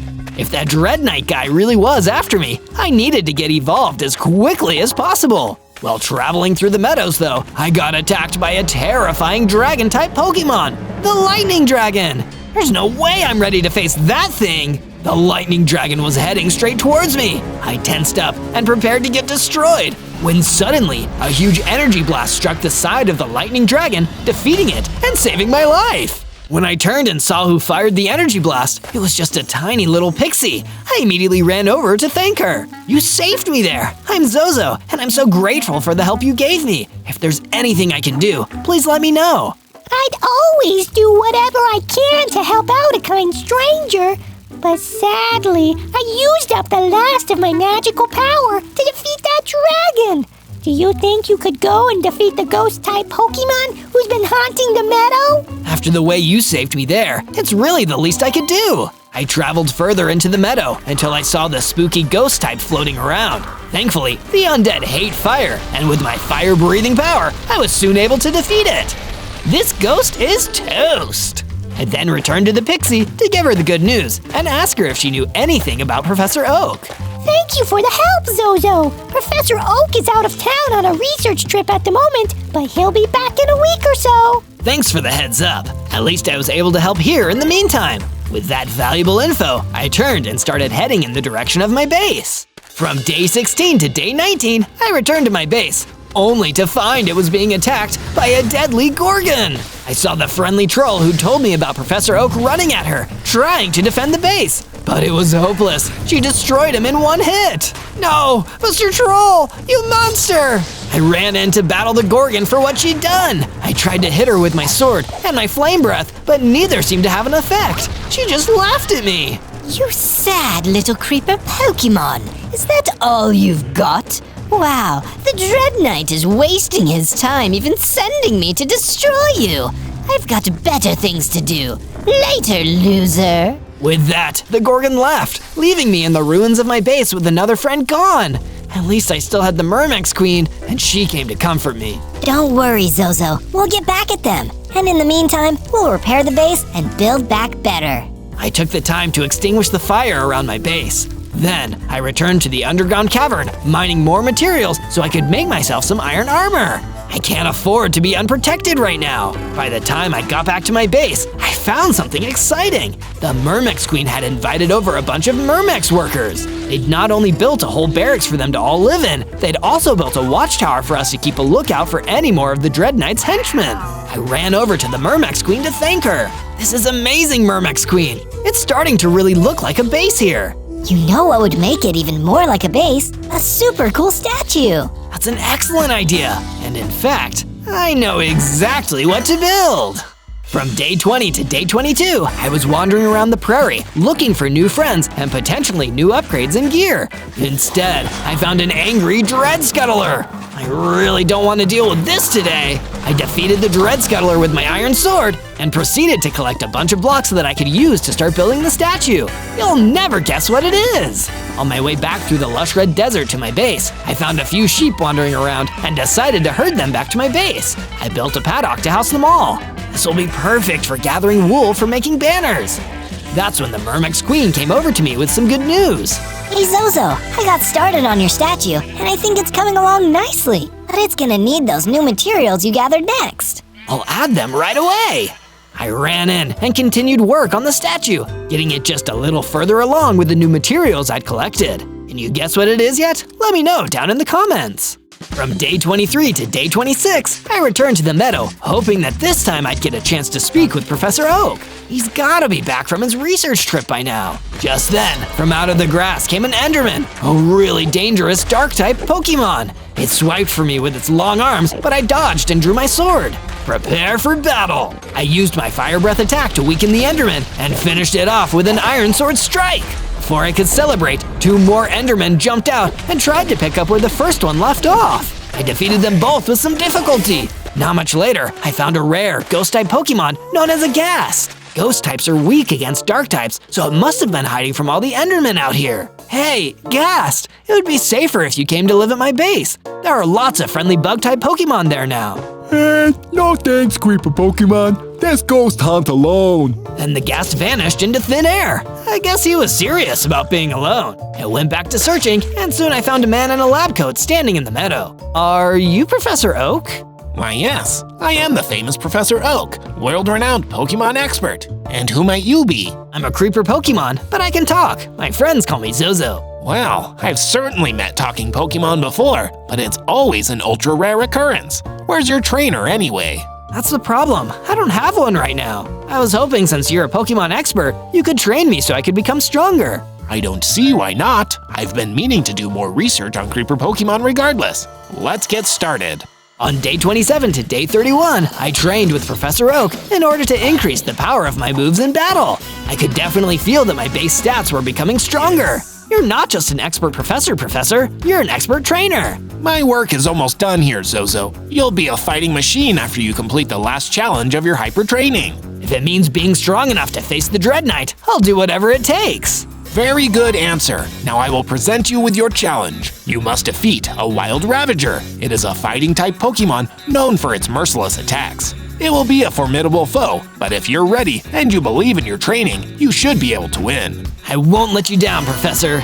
Here are some super potions that might help you recover your hearts in the battle. Thanks! I went to where the wild Ravager could be found and took on the professor's challenge. Using everything I had learned so far on my journey, I battled the Ravager. It was a tough fight, and the Ravager's fighting moves were very strong. But I was strong now too, and I managed to hang in there and retaliate with some attacks of my own. I was down to low health, but I still managed to get the win. Good thing I had those super potions. From day 32 to day 35, I told Professor Oak that I had defeated the Ravager. He seemed very impressed with my progress. Very good, Zozo. You are one powerful creeper Pokemon now. Thanks, Professor. You really believed in me. And you believed in yourself too. That's half the battle. What's the other half, Professor? Battle. Now take this league badge to prove that you've got what it takes to be a champ in the making. All right! I decided to return home to base to tell the others the good news about my training. I had made it all the way back to the Mojave Desert when I saw the Ghast from earlier, and they were in trouble. Help! Help! An evil gym leader is trying to capture me!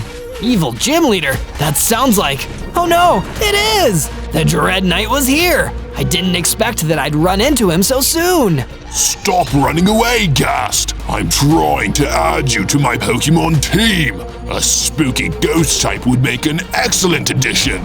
The Dread Knight didn't see me yet. I could sneak up on him and attack. But what if I lost? I might have earned a league badge, but he was still a gym leader. For now, I have to retreat. Sorry, Ghast. If only you'd listened to me before. A little later, I was at the Oasis, still trying to find my way home, when I ran into a giant pig Pokemon, the Piglin Brute. No problem, pigs are usually normal type, so this should be a cinch. But it wasn't as easy as I expected. The Piglin Brute had so many hit points, and its attacks felt like critical hits. Oh no, am I too weak to fight this Pokemon too?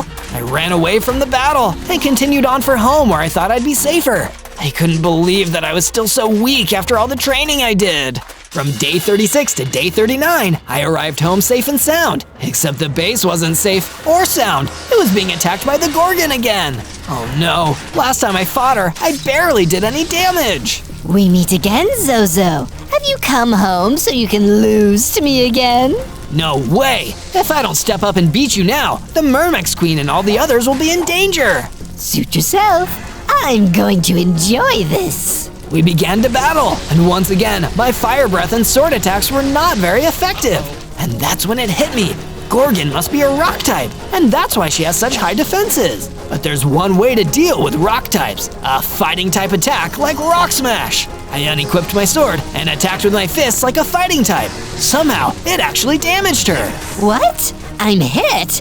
Enjoy your victory while you can. You still aren't worth the trouble. Gorgon left the base. I guess my training with Oak did pay off. The Myrmex Queen approached me, looking proud.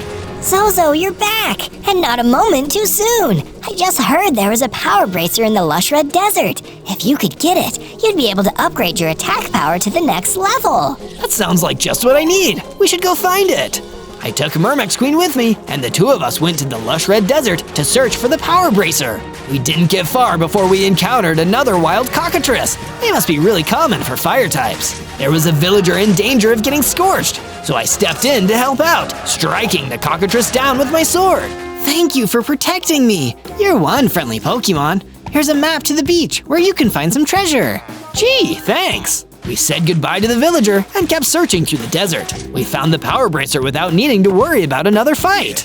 Great job, Zozo. Now let's return to base and get it equipped. I got excited and I tried the power bracer on. It fit like a glove and I could feel the power already. We went back to our base afterwards. From day 40 to day 43, the Myrmex Queen and I decided to do a little bit more traveling. That villager we saved the other day had told us about a beach where we could get treasure, and that sounded just too good to pass up. The map we were given showed us the way to where the treasure was. We decided to take a route back through the Forgotten Forest, and that's where we encountered some more ghost-type Pokemon, a horde of skeletons. Hasn't the Dread Knight been catching ghost-type Pokemon? I'll bet these are his.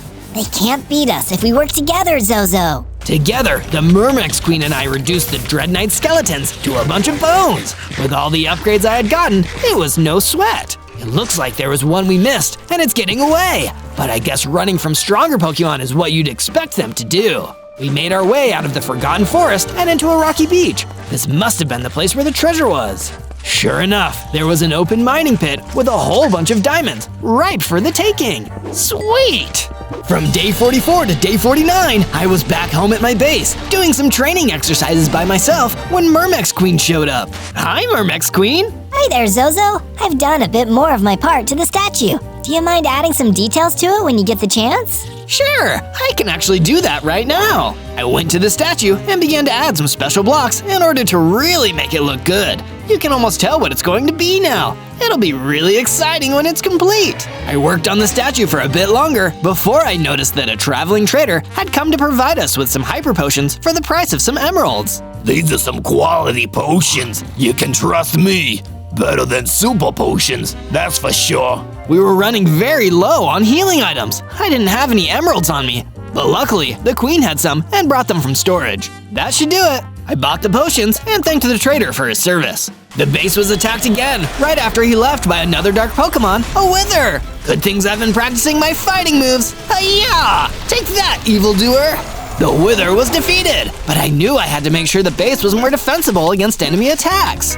So I went and built a perimeter wall that would make it way more difficult for intruders to get in. From day 50 to day 53, I was collecting more supplies in a nearby prairie when one of the Myrmex workers from the base came and found me. He told me that the Myrmex Queen had been captured by a Pokemon trainer. Probably not a very nice one either. The Myrmex Queen was a good friend to me, so I knew that I had to go search for her. But I also knew that I would need some help. I decided to go talk to the smartest person I knew, Professor Oak.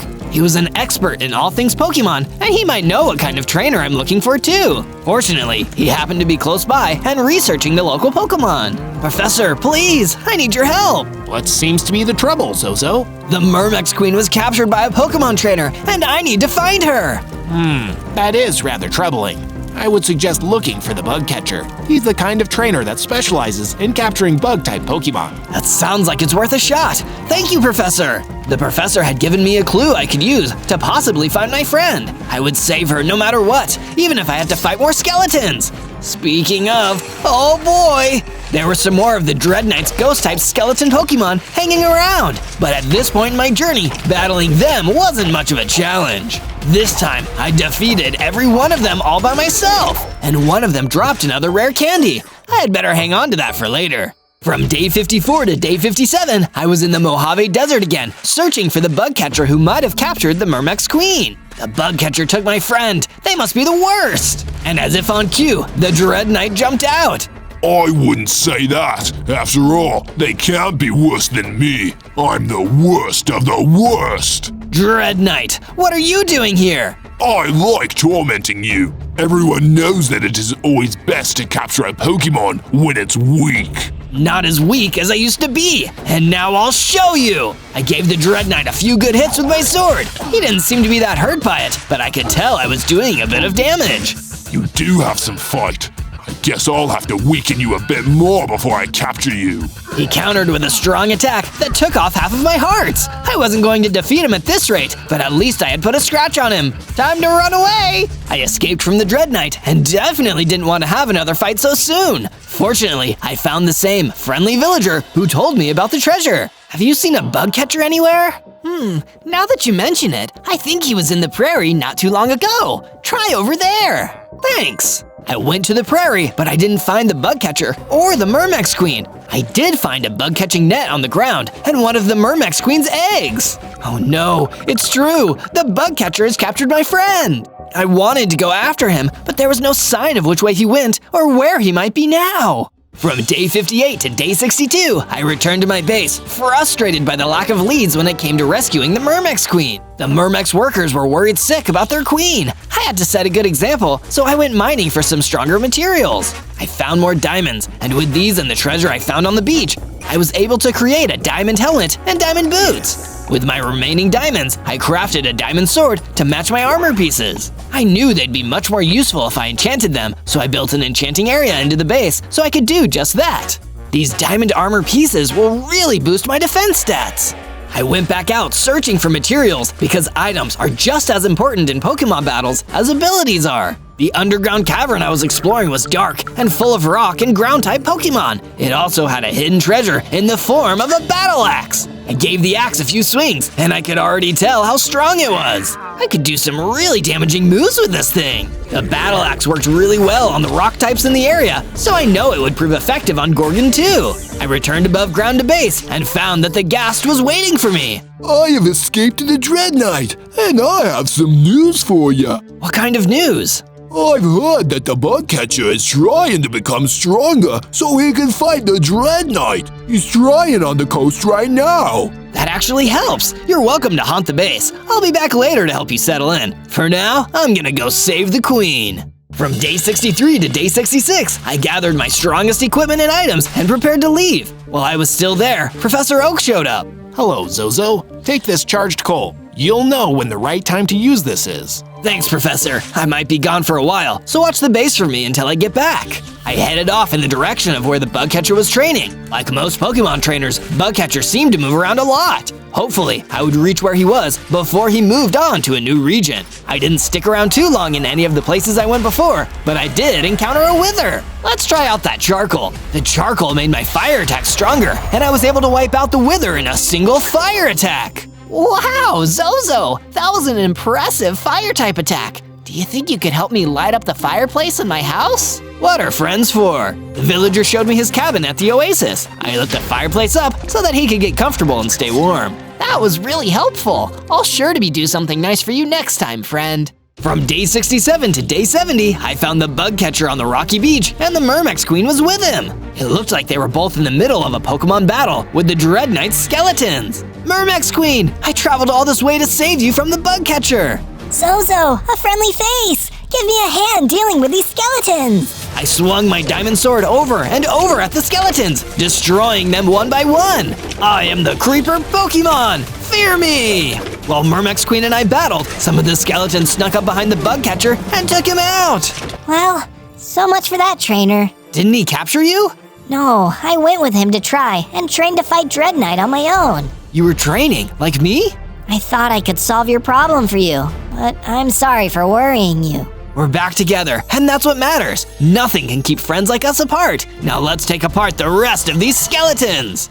With our combined strength, Myrmex Queen and I finished off the skeletons. The last one to fall dropped a spell tag, an enchantment which gives ghost-type power to items. I should use this later. From day 71 to day 74, I returned to the base with the Myrmex Queen. We were greeted by Ghast, who had decided to stay after all, and had even built a place for himself. Looks like the rescue mission worked out. Sure did. The Myrmex workers have their queen back now, and it looks like the base is now feeling a lot more like home. Thank you for letting me live here, even though I said I didn't want to at first. Do you want to see the place I built? Sure thing. The Ghast took me to his ghost-type Pokemon room. It was full of spooky things and sort of made me want to eat candy. This looks awesome! Professor Oak has also decided to move his research lab into the base. You should go see. Sure enough, Professor Oak had created a place for himself inside the base. I'm going to get so much work done here. Your base is very advanced, Zozo. Wow, everyone has really stepped up their crafting game. I'd better do the same. I went mining for some more diamonds to complete my set of diamond armor and tools. I used the spell tag that the skeletons dropped to enchant my diamond sword with ghost-type energy called Lifesteal. When it was finished, I went to the outside of the base where the villager was waiting for me. Hey, Zozo, I decided I'd come over and say hello. Hi, villager. From day 75 to day 78, I followed the villager back to his cabin at the oasis. I had a feeling he was going to repay me for that time I helped him. Here, Zozo, I have a gift for you because you've been so nice to me. I knew it! Thanks! It's a moonstone. Try holding it and see how your power evolves. Oh, super awesome! I held the moonstone and instantly learned some more powerful moves to use in battle. I went outside and battled a few cockatrice to test out my powers. My fire breath had leveled up into a fire blast attack. Even fire types can't take the heat now. From day 79 to day 84, I made some minor improvements to the base. Now that everyone was calling it home, I had to make sure that everyone was taken care of. There were some spare materials lying around, so I crafted a set of iron armor for the Myrmex Queen. Wow, thanks, Zozo. I guess I'm a bug type and a steel type now. You've always helped me in battle, but now you'll have stronger defenses for when we fight the Dread Knight's stronger minions. I'll do my best in our next battles. Thank you for thinking of me. After I finished talking with the Myrmex Queen, I realized that improving the base had left me short of some key materials, so I went searching for them. While I was out in the rose fields, I encountered a familiar, unfriendly face. It was the Gorgon! Your armor and weapons have changed, but you're still weak. What do you know, Gorgon? I know a lot more than you do about everything, including what Dread Knight is going to do next. What is he gonna do next? He'll become a Pokemon Master, of course. An evil Pokemon Master. Once he's done trying to capture weaklings like you. You can call me weak all you want, Gorgon, but I don't need to prove anything to you. I'm going home. From day 85 to day 89, I left the Rose Field and returned to my base, where the Dread Knight was lying in wait. Gorgon told me I needed to end our little cat and mouse game, so I've come here to capture you once and for all. If it's a battle you want, it's a battle you'll get. The Dread Knight attacked with his usual opening move, but I was ready for it, so I dodged. I struck him back with my ghost-enchanted diamond sword. It seemed to deal some real damage. A ghost weapon? Well, that's new. Guess I don't need to hold back. His next strike was a brand new move I had never seen before. It left me completely defenseless. Oh no, what should I do? Then I remembered I was still carrying the charged coal that Professor Oak gave me. Maybe if I used it correctly, I could evolve. The last time I needed a rare candy for that, and I have one. I know, I'm gonna use them both at once. I activated the rare candy and the charged coal together, and suddenly I evolved into a brand new Creeper Pokemon form with 80 hearts! Evolution? And so strong as well? I believe we have a battle to finish! Some other time, Zozo. The Dread Knight deployed his skeleton minions and ran away, but I was eager to test out my new powers on the Horde. I had a new signature move called Falling TNT, which dropped exploding TNT blocks on enemy Pokemon. Those skeletons were dust, and the base was completely safe. From day 90 to day 94, Myrmex Queen had almost completed the statue that she had been building the entire time. Wow, it's amazing, Myrmex Queen! It'll be even more amazing after you add the finishing touches. I have confidence that you'll make this statue look as incredible as I know it will. No pressure. It took a lot of materials, and I had to mine for more several times, but in the end, the statue stood triumphantly over the base. It was a statue of Arceus, the mightiest and most ancient creator god of all Pokemon. I am humbled to be in your presence, Arceus. Next on my list of things to do was help Professor Oak become stronger so that he could help me fight against the Dread Knight. I decided to give him a potion of strength. Thank you. And speaking of potion, you should go get some more healing potions from that merchant. We have a few more emeralds, and that should be enough to seal the deal. Good idea, Professor. This time I purchased Max Potions, the strongest form of healing potion available. From day 95 to day 97, I went back to the Rose Fields where I met Gorgon that one time. Her taunting distracted me, so I wasn't able to search the whole biome for materials. Uh-oh, it looks like some other ghost types are here. Zombie Pokemon! There were zombies everywhere! But because ghost types were actually weak against other ghost type attacks, my ghostly diamond sword was the perfect weapon to thin them out. That's right, shamble away! I continued to use ghost type attacks on the ones that got into melee range and used my falling TNT attacks to reduce their numbers. Eventually, I had defeated or driven away all the zombies in the Rose Field. When the battle was over, I noticed there was a special sword stuck into a stone. It was a netherite sword, and it was charged with even more ghostly power than my diamond sword. Oh, this is just what I was looking for. I took the sword with me and began to walk home to my base. On day 98, I was confronted by Gorgon just outside of my base. This stops now, Creeper Pokemon Zozo. You have gone from a minor annoyance to the one thing that is stopping Dread Knight from becoming a Pokemon Master. I'm going to end you here and now for his sake. Well, it was nice knowing you, Gorgon. What? I'm feeling like a one-hit KO! I drew my fighting battle axe, knowing it would be super effective against Gorgon, and with one single slash, I defeated her! Critical hit! Now that I'd defeated Gorgon, I knew the battle with Dread Knight would be coming, so I built the perimeter wall a bit higher and gathered my max potions. Has the time arrived for you to face your destiny, Zozo? I don't know about destiny, but I'm definitely ready to take down the Dread Knight. Then allow me to come with you. That way I can record what a fully evolved creeper Pokemon looks like at its most powerful. After you win, of course. And I will! The professor and I left the base, and soon we were on the road to the Dread Knight's evil Pokemon gym. This had been quite a journey, and if you want to see more of my adventures, remember to search Zozo to find more videos and subscribe so you can always know when I upload next. On day 99, we arrived at the Red Rock Highlands, which is where we found the Dread Knight's evil Pokemon gym. The challenge will begin as soon as we enter his lair. Are you still ready to face him, Zozo? From the moment I spawned into this world, I knew I'd have to fight. I'm ready as ever, Professor. Then let's head inside. Suddenly, the Professor and I were ambushed by more of the Ghost-type skeletons. Not these guys again! They surrounded us. These must have been the highest level Pokemon that the Dread Knight has. I could handle them myself, but Professor Oak was a professor, not a Pokemon. He was in serious trouble. Go on, Zozo. This may look like a troublesome situation, but I'm Professor Oak. I've seen far more rare and dangerous Pokemon than this and survived. The only thing that is different this time is that I don't want to slow you down. Professor! Go!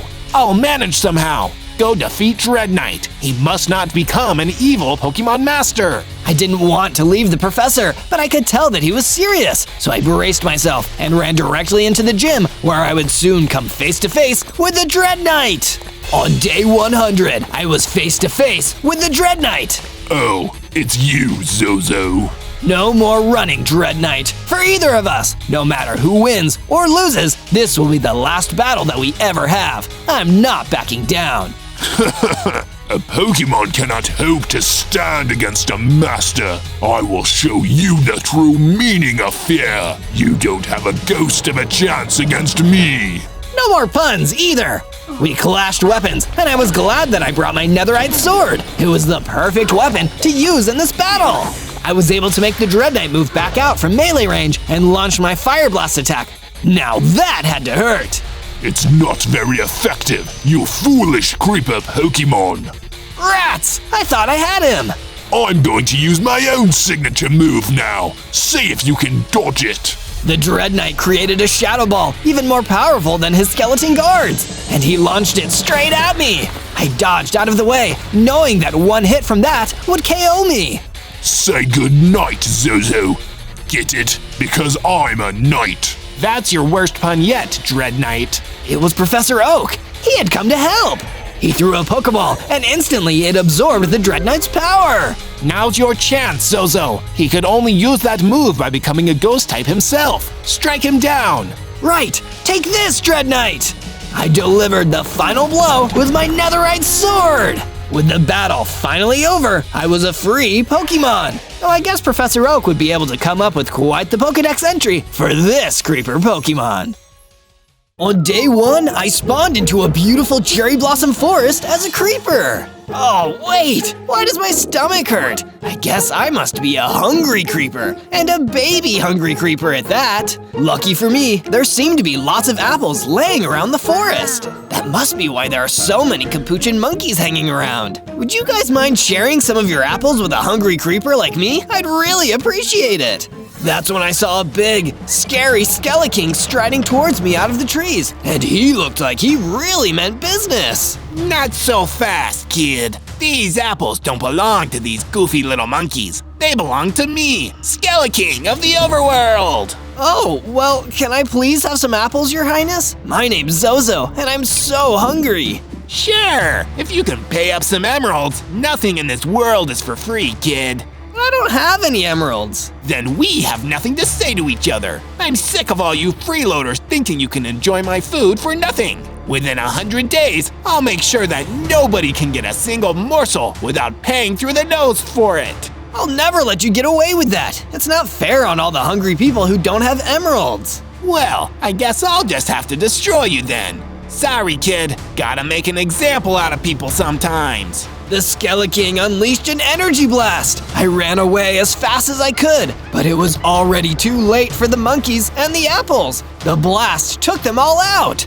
The blast also took me down to 2 hearts. I ran as fast as I could. I needed to defeat the Skeleking within 100 days, or everyone would go hungry. On day 2, I reached the Sika Woods and stopped for a minute to catch my breath. I could still feel my stomach growling. I wish I'd been able to eat at least one of those apples. But while I was still catching my breath, I got ambushed by some armored skeletons, and something told me that they probably wouldn't have any food for me. Hey, it's that freeloader the Skeleking told us about, boys. We'll teach him to try scrumping our Supreme Ruler's produce. Attack!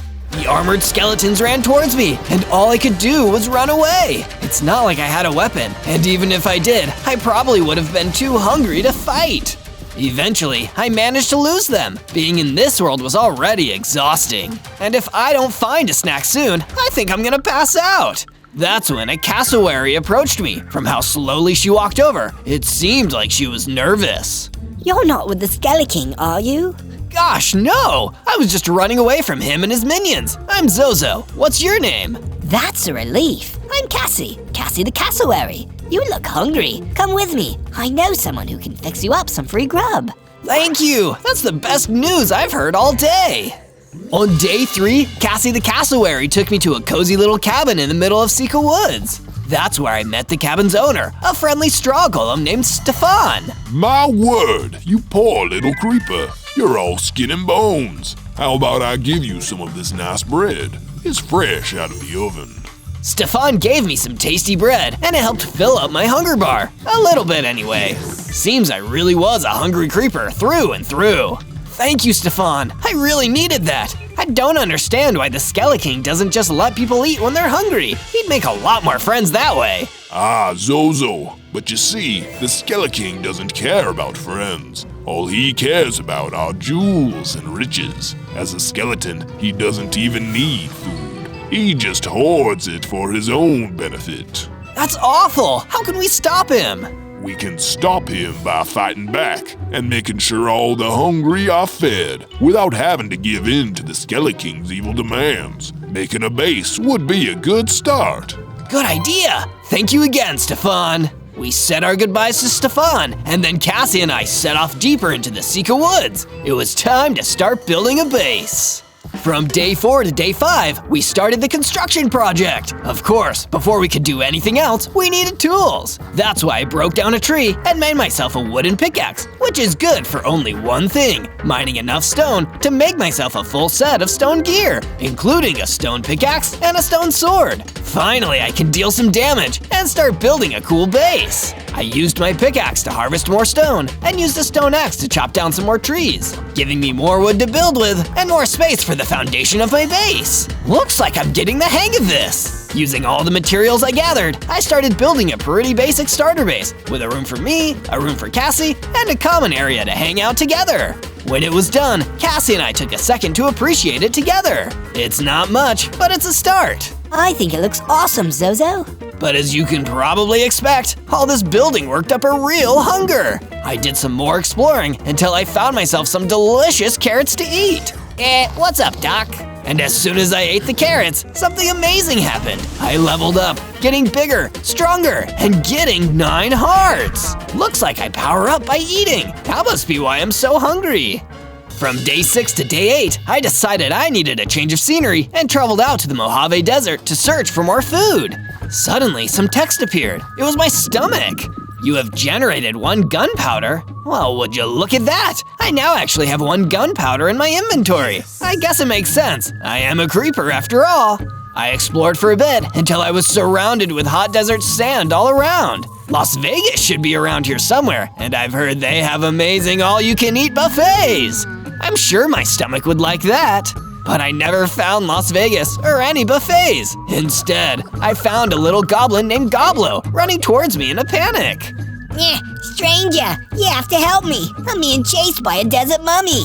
Oh no, don't worry, Goblo. Zozo's the name, and helping people is my game. Stand back! I charged in, leaving Goblo behind, while I searched for the desert mummy. It didn't take long for me to find him. He was running around the desert, trying to find Goblo. Instead, he found me. Let's battle, mummy. You should at least be picking on someone my size. the desert mummy attacked. He was one tough cookie, but thankfully, with my stone sword, I was able to get the edge. He dropped a cookie. Well, don't mind if I do. When the desert mummy was defeated, I returned to Goblo. Thank you, Zozo. You're a lifesaver. No problem, Goblo. Why was that desert mummy chasing you in the first place?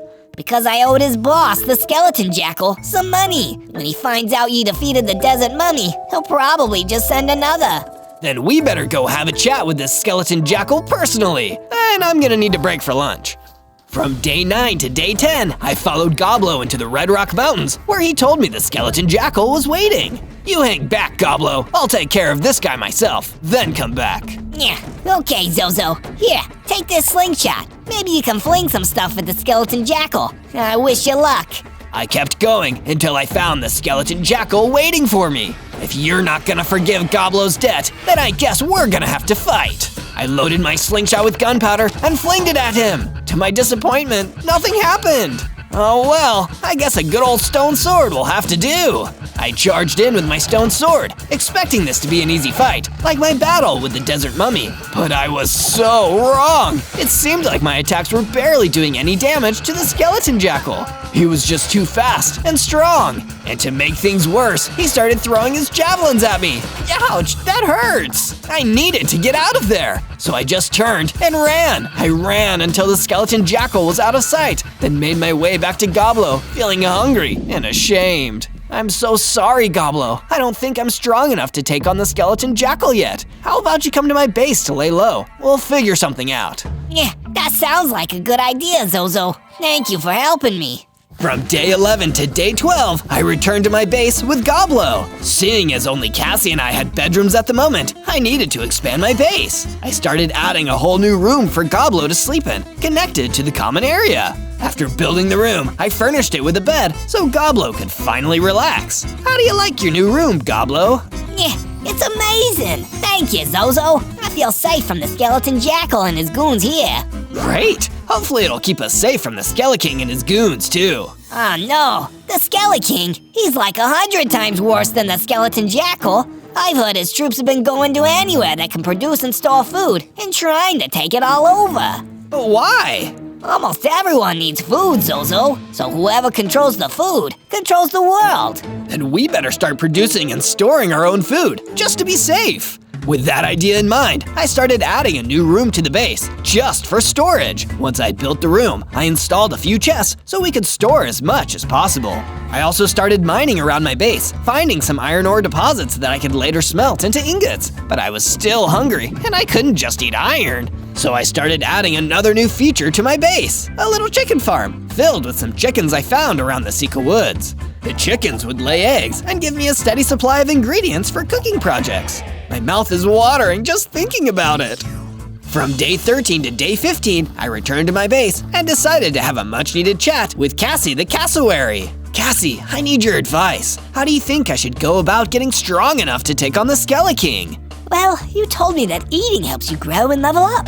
Maybe you need to venture out further and try more exciting foods. The tropical rainforest might have what you're after. That's an amazing idea, Cassie!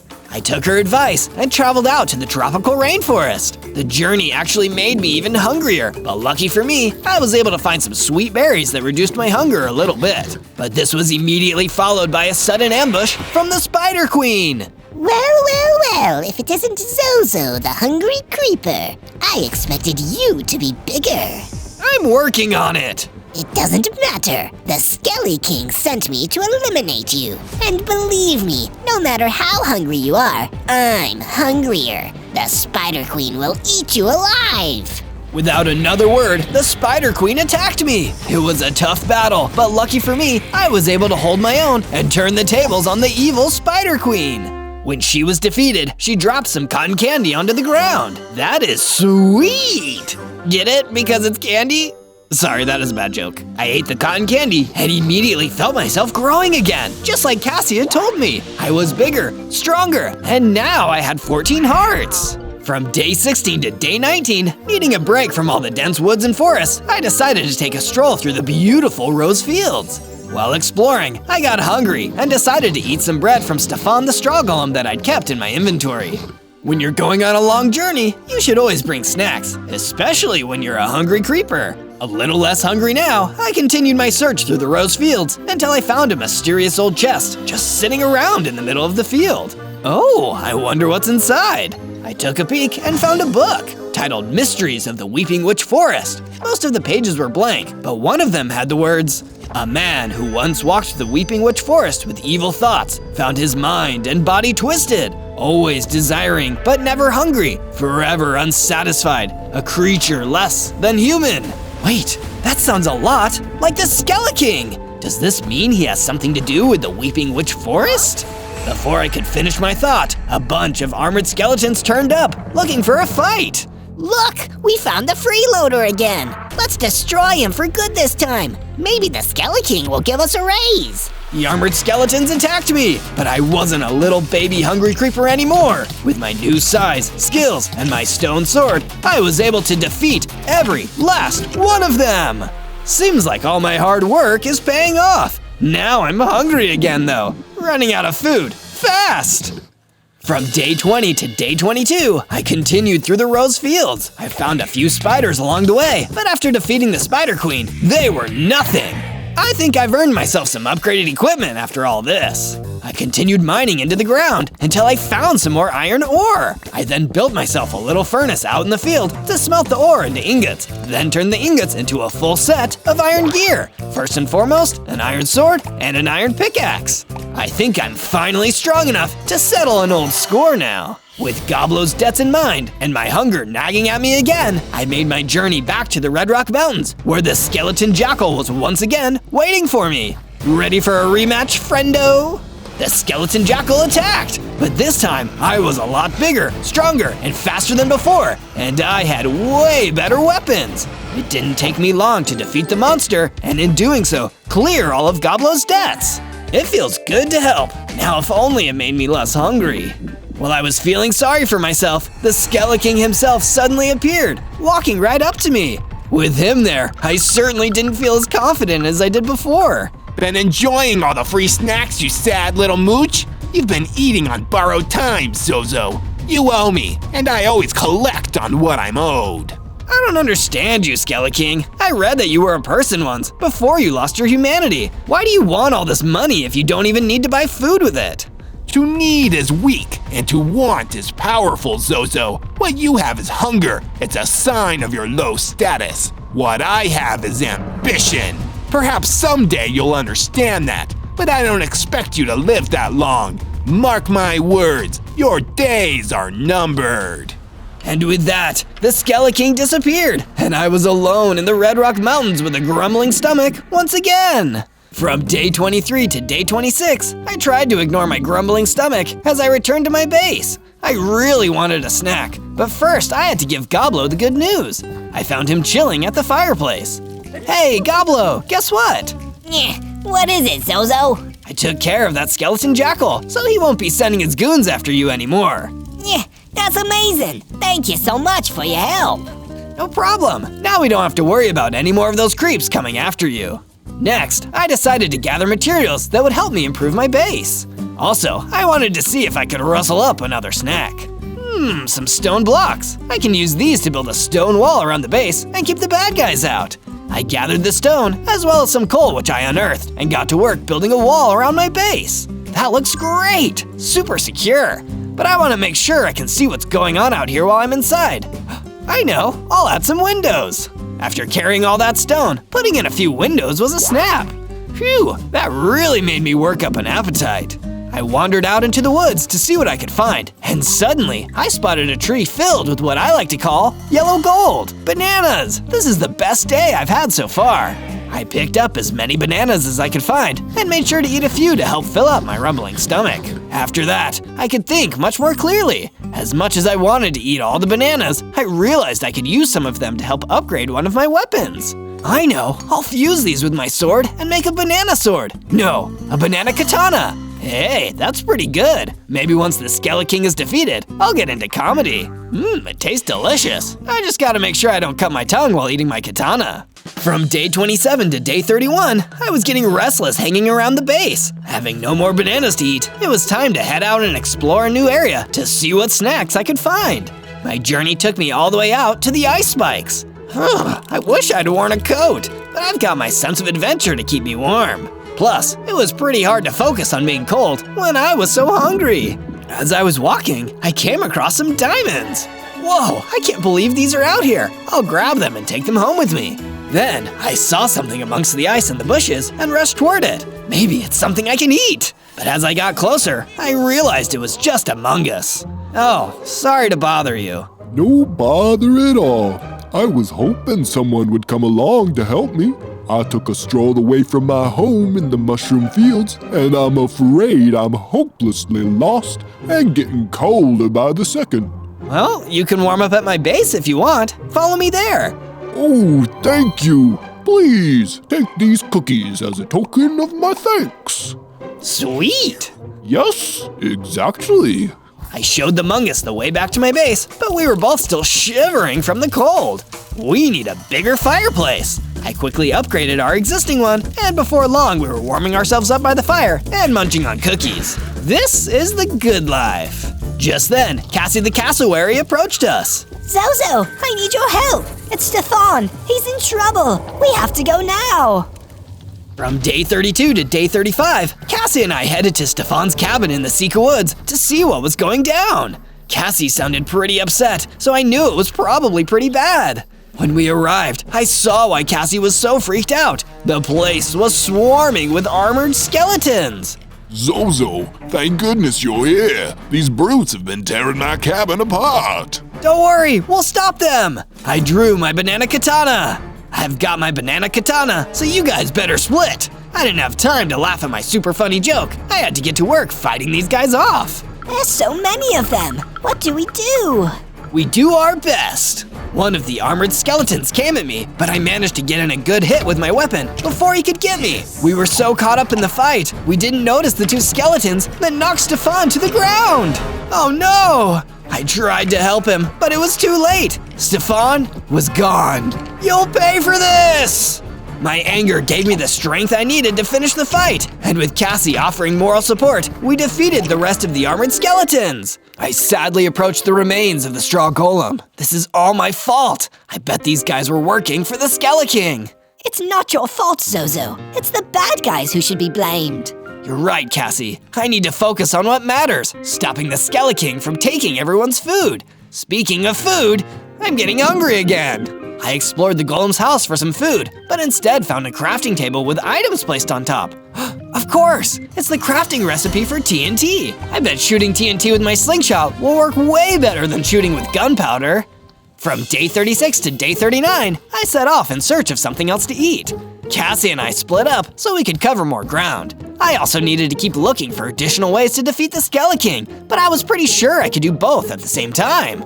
I couldn't help it. I was just a very hungry creeper. Cassie told me she heard there was food in the Badlands, so that was where I decided to go. But I didn't see any snacks anywhere, just rocks, sand, cacti, and other non-food plants. Aw man, nothing to eat here. As I was talking to myself, a coyote came up to me. He told me that he needed help finding aloe vera to treat his sunburns. He had spent too much time in the sun without applying sunscreen, and now he had sunburns all over his skin. Sure, I'll help you. Maybe if I found it quick enough, he'd give me a snack in return. No, I shouldn't think that. You shouldn't do good deeds just in case someone gives you a gift. You should do them just because it's good to be kind and help others. I spotted the aloe plant, but when I ran over to pick it up, someone jumped out from behind a rock. I am the Desert Lord. Dessert Lord? What kind of desserts do you have? Not dessert, you fool! Desert! This is my domain, and everything in it belongs to me, including that aloe plant. Begone! No can do, buddy. That aloe is required by someone else. Then you must duel me for it. Works for me. I ran toward the Desert Lord and fought him with my banana katana. The duel didn't take very long because my katana broke. What was I thinking? It's made from bananas. Of course the durability is non-existent. I used my axe instead, before he fell down and gave up. Then I grabbed the Zimbabwe aloe saplings and took them back to the coyote. He didn't have any snacks for me, but that was okay. It was still nice to help out. Before I left the Badlands, I made sure to stock up on some sand so I can craft more TNT when I get home. From day 40 to day 43, I returned to my base to check things out. This place is missing something. I know, we need some banners and some bookcases. I quickly got to work adding them. When I was done, I took a look at my new and improved base. Much better. That's when Goblo approached me. Zozo, could I ask for a favor? Sure thing, Goblo. What's up? I'm pretty lonely here without any other goblins. Think I could invite some of my gob friends to stay with us for a while? Sure, let me just make them some rooms. I added some extra rooms to the base so Goblo's buddies would have somewhere to stay. It was starting to look like a hotel. All done, go ahead and invite your friends. While Goblo and the Gobs settled in, I crafted as much TNT as I could. I have enough gunpowder for only 3? Come on, Stomach, you can do better than that. Start making more gunpowder. At least I could craft myself a diamond sword to replace the good old banana katana. My thoughts turned to food again, but my thoughts were interrupted by one of my latest guests, the Mungus, coming over to me with a quest. Hey, Zozo, I have a quest for you. Sure, what is it? I need you to go to the underground mine for me. There is an Anubis there who has been terrorizing my family and keeping them from mining there. I don't like bullies. You've got it, Mungus. I'll make sure he leaves your family alone. From day 44 to day 49, I traveled to the location of the underground mine to look for that Anubis who was giving Mungus so much trouble. I spotted a crane in the distance. This must be it. It was an entire mining site. I headed down into the mine and started to look around. I have to admit, I was also kind of hoping I'd find something to eat too, but the chests there were filled with rubbish. Mostly I was focused on my quest, but I'll never turn down a snack. I ventured deeper, but I didn't see Anubis anywhere. But what I did see was the Skeleking lurking in the mine. Hey, you've gotten bigger since I last saw you. What did I tell you before, Zozo? No more free snacks. This is the end of that line, kid. You're toast, and you'll never eat toast again without paying me for it first. You're terrible. You let your greed consume everything you do, and then you act like we're all greedy for wanting the smallest things. It's not fair. Life isn't fair. You're either a winner or a loser. Get used to it. And speaking of losing, get ready to lose a fight with one of my best minions. Ha ha ha ha ha! He let out an evil laugh, then ran out of the mine, leaving a terrifying ghost miner behind. I had to be brave, even if I was scared. Whatever, I ain't afraid of no ghost. But when he rushed at me, I could tell he was really strong, and this wasn't going to be an easy fight. From day 50 to day 53, I worked hard to bust the ghost miner and get out of the underground mine alive. I was a little bit worried because I couldn't damage him. My punches went straight through him. And his pickaxe did loads of damage. But it dawned on me, I should blast him away with my TNT. I loaded up my slingshot and kaboom! The ghost was literally blown away. Haha! I managed to win after all! As I was looking around the mine after the fight, I saw a chest in the distance. I checked inside. A golden apple? Can I eat this? Only one way to find out. Turns out, I could eat it. And not only was it tasty and gave me some nice buffs, but it gave me some secret knowledge. Suddenly, I knew something else about the Skeleking. So he's hiding all the food he takes in chests at his base. If only I knew where his base was, I could return all the food to the people that need it. That's great! Now I just have to find out where he's hiding and get big and strong enough to stand a chance in a fight with him too. From day 54 to day 57, I climbed deeper into the mine. I couldn't go back to my base until I found that Anubis. After all, I gave Mungus my word that I would complete his quest. Well, all of a sudden, it looked like I would still get the chance because a great big tough Anubis came bolting out at me. Ah, bad dog, bad dog! He knocked into me and it hurt, but I was still alive and I was still strong enough to fight back. I ran back at him and managed to defeat him, even though he was bigger and badder than me. Oh hey, he dropped something. Suspicious stew. Awesome! I didn't care how suspicious it was. I was starving. I slurped it up and felt myself grow bigger and stronger with 18 hearts now. With my quest complete, I headed back to the base to give Mungus the good news. Thank you so much, Zozo. I have some good news of my own. I heard a rumor that the Skeletong's base is in the Weeping Witch Forest. When you feel strong and ready enough, you should be able to find him there. From day 58 to day 62, I was thinking about food again.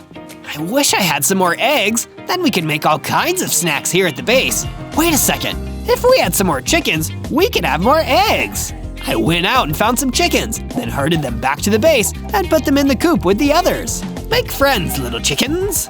Then I decided to see if I could upgrade my gear. I went down into the mine and found some more diamonds. Perfect! I used the diamonds to craft a shiny new pair of diamond boots and pants. I feel tougher already. From day 63 to day 66, I tried to come up with a plan for what to do next. I wasn't ready to try and take on the Skeleking on his own turf. I needed to get stronger first. Then Goblo came to me with an idea. Say, Zozo, are you still hungry? I'm always hungry. Well, I heard there's some yummy fish to be found in the bayou. Might be a good idea to check it out and see if you can find some. That's a great idea. Thanks to Goblo's tip, I left my base and traveled to the bayou. I was wandering around when an ogre came stomping up to me. I was pretty nervous and got ready for a fight, but he gave me a friendly growl instead. Hi, sorry to bother you, but I could use a little help. You see, there are a bunch of gnarly swamp spiders infesting my house and trying to bite me every time I go inside. Could you get rid of them for me? Sure, after the kind of enemies I've fought lately, I can definitely squash a few spiders. From day 67 to day 70, I followed the ogre to his house, and sure enough, it was crawling with swamp spiders! Yikes, I get why you asked for help. These weren't any ordinary spiders, they were meaner and much more dangerous. But I'd already fought the Spider Queen, so I knew I could take them. It didn't take long before I defeated every single one of those spiders. Thank you. I couldn't have done it without your help. All done. Your house should be safe now. Yeah, take this as a thank you. He handed me some raw salmon. Hey, it's true. There really is fish here. I gobbled up the salmon and it really hit the spot. Yes. We said our goodbyes and the ogre went back to cleaning up and living in his house. From day 71 to day 74, I took a walk through the Black Forest on my way back to my base. As I was looking around, I found a note on the ground. Make sure to like and subscribe if you want to see more adventures like this one, and be sure to search Zozo to find more awesome videos. After looking at the note, I went back to hunting for something else to eat. I've heard people talk about Black Forest cake before. Maybe I can find some of that here if I'm lucky. But I didn't find any cake. All I found was the Skeleking lying in wait for me. There's no more cake left in this forest, Zozo, but I'll give you a slice if you bring me some diamonds first. Never! Then perish. He started throwing bone blocks at me. I tried to dodge them, but a few got me anyway. Ouch! That really hurt! He's still a lot stronger than me. I don't want to run away, but I'd better get out of here if I want to survive. So I ran out of there as fast as I could before he could do any more damage. Next time I see him, I'll make sure I'm ready! From day 75 to day 78, I ran all the way back to my base. Thankfully, the Skeleking wasn't able to follow me there. I need to do something to take my mind off of that disaster. I looked around and my eyes settled on the garden. Some flowers would make me feel better. So I planted some flowers in the garden and it really cheered me up. Look at all those beautiful flowers. As I was finishing up with the garden, one of the gobs that Goblo invited to the base came over. He thanked me for giving him and the others a place to stay and handed me a steaming hot bowl of mushroom stew as a thank you gift. Yum, this smells great. I quickly ate the stew and grew larger, gaining 4 more hearts. Wow, I feel so much stronger now. Thanks, Gob. That's a pretty powerful stew. From day 79 to day 84, I headed to the apple orchard to gather some fruit and look for some mobs I could test out my new strength on. I found plenty of both. There were a lot of apples, and there was also the Golden Devourer. They were hungry little guys trying to eat all the apples for themselves. Leave some for the rest of us. I taught them a lesson and beat them quickly. I really am stronger. A giant came up to me and told me he saw what I did. He'd been trying to clear those pests out of the apple orchard for days now, and now he and the other people living nearby could finally get some of the apples. I helped him pick some to take back home, and he gave me a piece of mutton in return.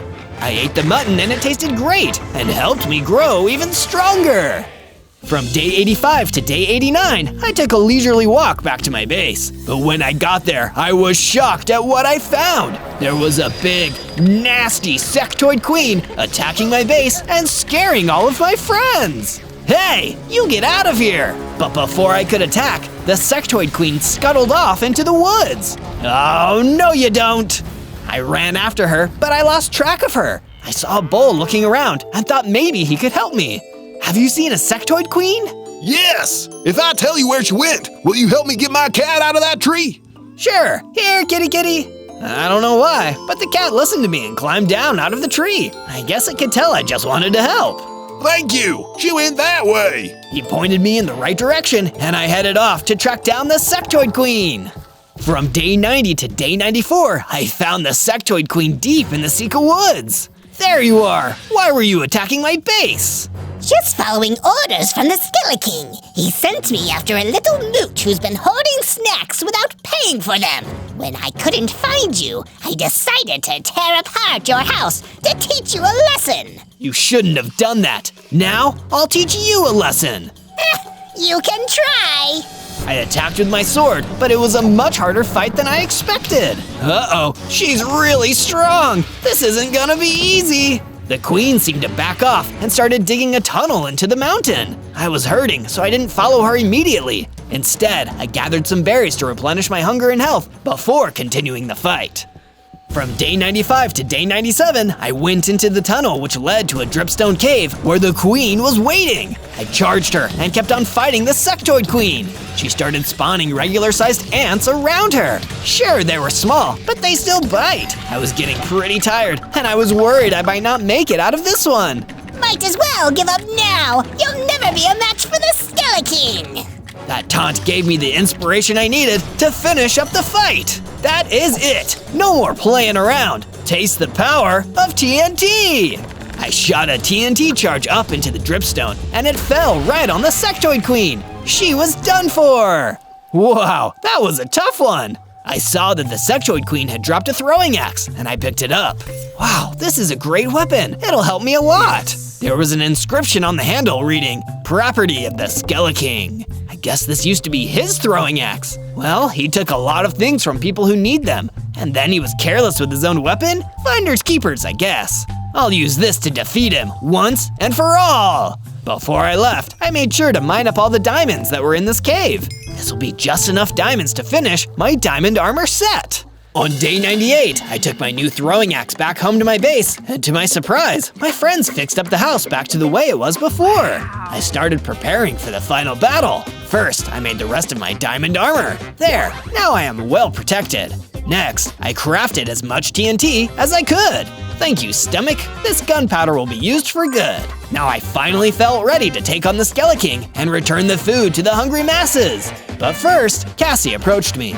Zozo, I'm glad I caught you. I brought you this pineapple to help you get your strength up before your battle. I ate the pie and changed my form into a mutant creeper. Now I look really mighty. I gained even more hearts, up to 40 now. What was in that pineapple? I don't know, but now you can definitely defeat the Skeleking. Then came Goblo. Yeah, thank you for saving my life, Zozo. You've done so much to help so many people, and I just know you'll be the one to free us from the Skeleking. Thank you, that means a lot. Of course, the Mungus had something to say. Zozo, I may just be a simple mungus from mushroom fields, but I think you're a really fun guy. Thanks. And even the other gobs wanted to encourage me. Since you liked it so much before, here's some more mushroom stew. Eat up before you leave. I stored the stew for later, and I felt prepared to head out and take back what was rightfully ours. On day 99, I started on my trek to the Weeping Witch Forest, where the Skeleking's base was. At first, I wasn't sure where exactly his lair might be, but a bubble parasite pointed me in the right direction. You can do it, Zozo! Thanks, pal! When I arrived at the base, I saw an armored pillager guarding the entrance. How am I gonna get past him? For a second, I thought my plans were doomed, until the ogre came running out of the woods. Let me handle him. You take on the Skeleking. Ogre, you're here! You didn't think I'd leave you without any backup, did you? I can handle the zombie. You head on inside.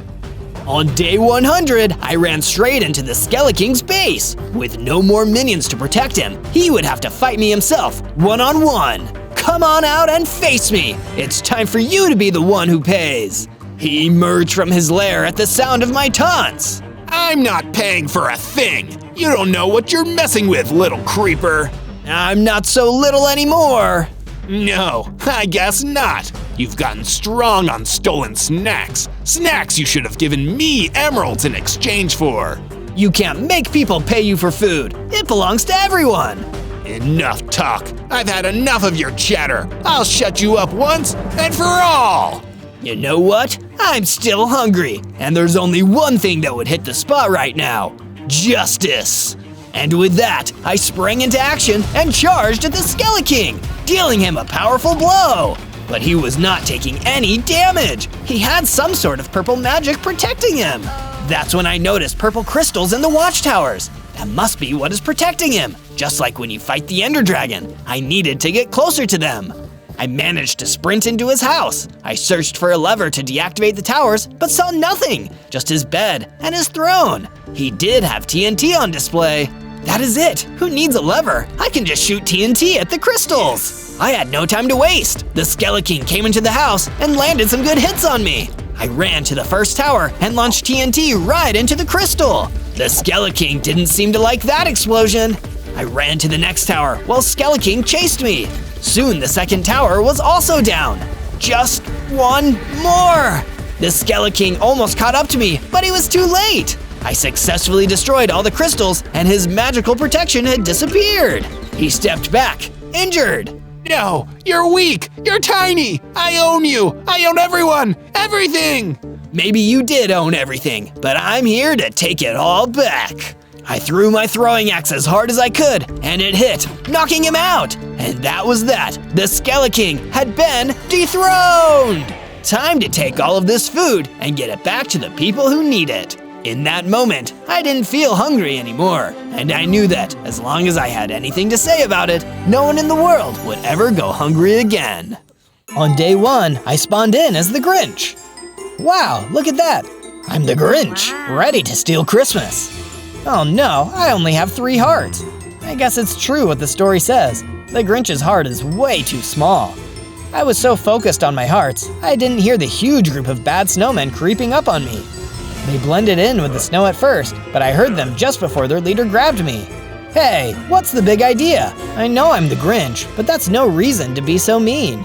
Come with us, and no one gets hurt. Forget that. I've got to steal Christmas. I don't have time to deal with you. I pulled away from the leader and started to run away. Luckily, I was faster than the bad snowmen and was able to run past them. Hey, get back here. No way! As I ran away from the bad snowmen, I started thinking about what I knew about the Grinch. If I was going to be him, I wanted to get it right. I knew he was a mean one who couldn't stand the Whos or their Christmas celebrations, who wanted to take all the presents and food for himself. But wait, the Grinch doesn't work alone. He has his trusty dog Max, his only friend in the whole world. I looked around for a dog, but couldn't see one anywhere. Oh no, what happened to Max? How can I steal Christmas without him? I was about to start searching the ice caves for my dog when an ice cave spider crawled out of the cave and bit me. Ouch! I could feel that the bite had poisoned me, and I had to think fast to counter the effect. I ran and ran and ran until I found a village, and there was a pen full of cows. Perfect. Excuse me, Miss Cow. Can I have some of your milk? Sure, fine by me. I was able to get a milk bucket and cure the poison before I got too sick. But before I could look for any other supplies, a farmer came into the pen. Weak!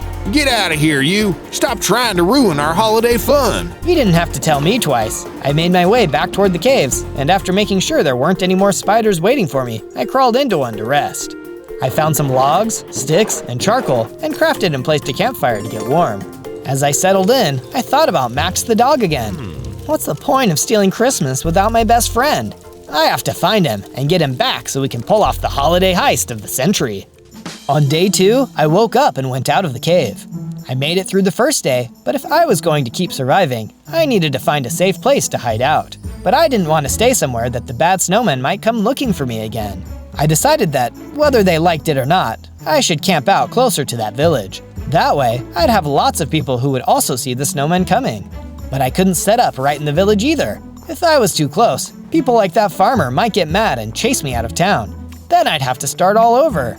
I decided to have a look around and see what was right by the village. It turned out that there was a mountain right next to the village, and from the top of the mountain, I could see the villagers down below. Perfect. Not too close, but not too far, and not out by those dangerous snowy caves where the snowmen found me before.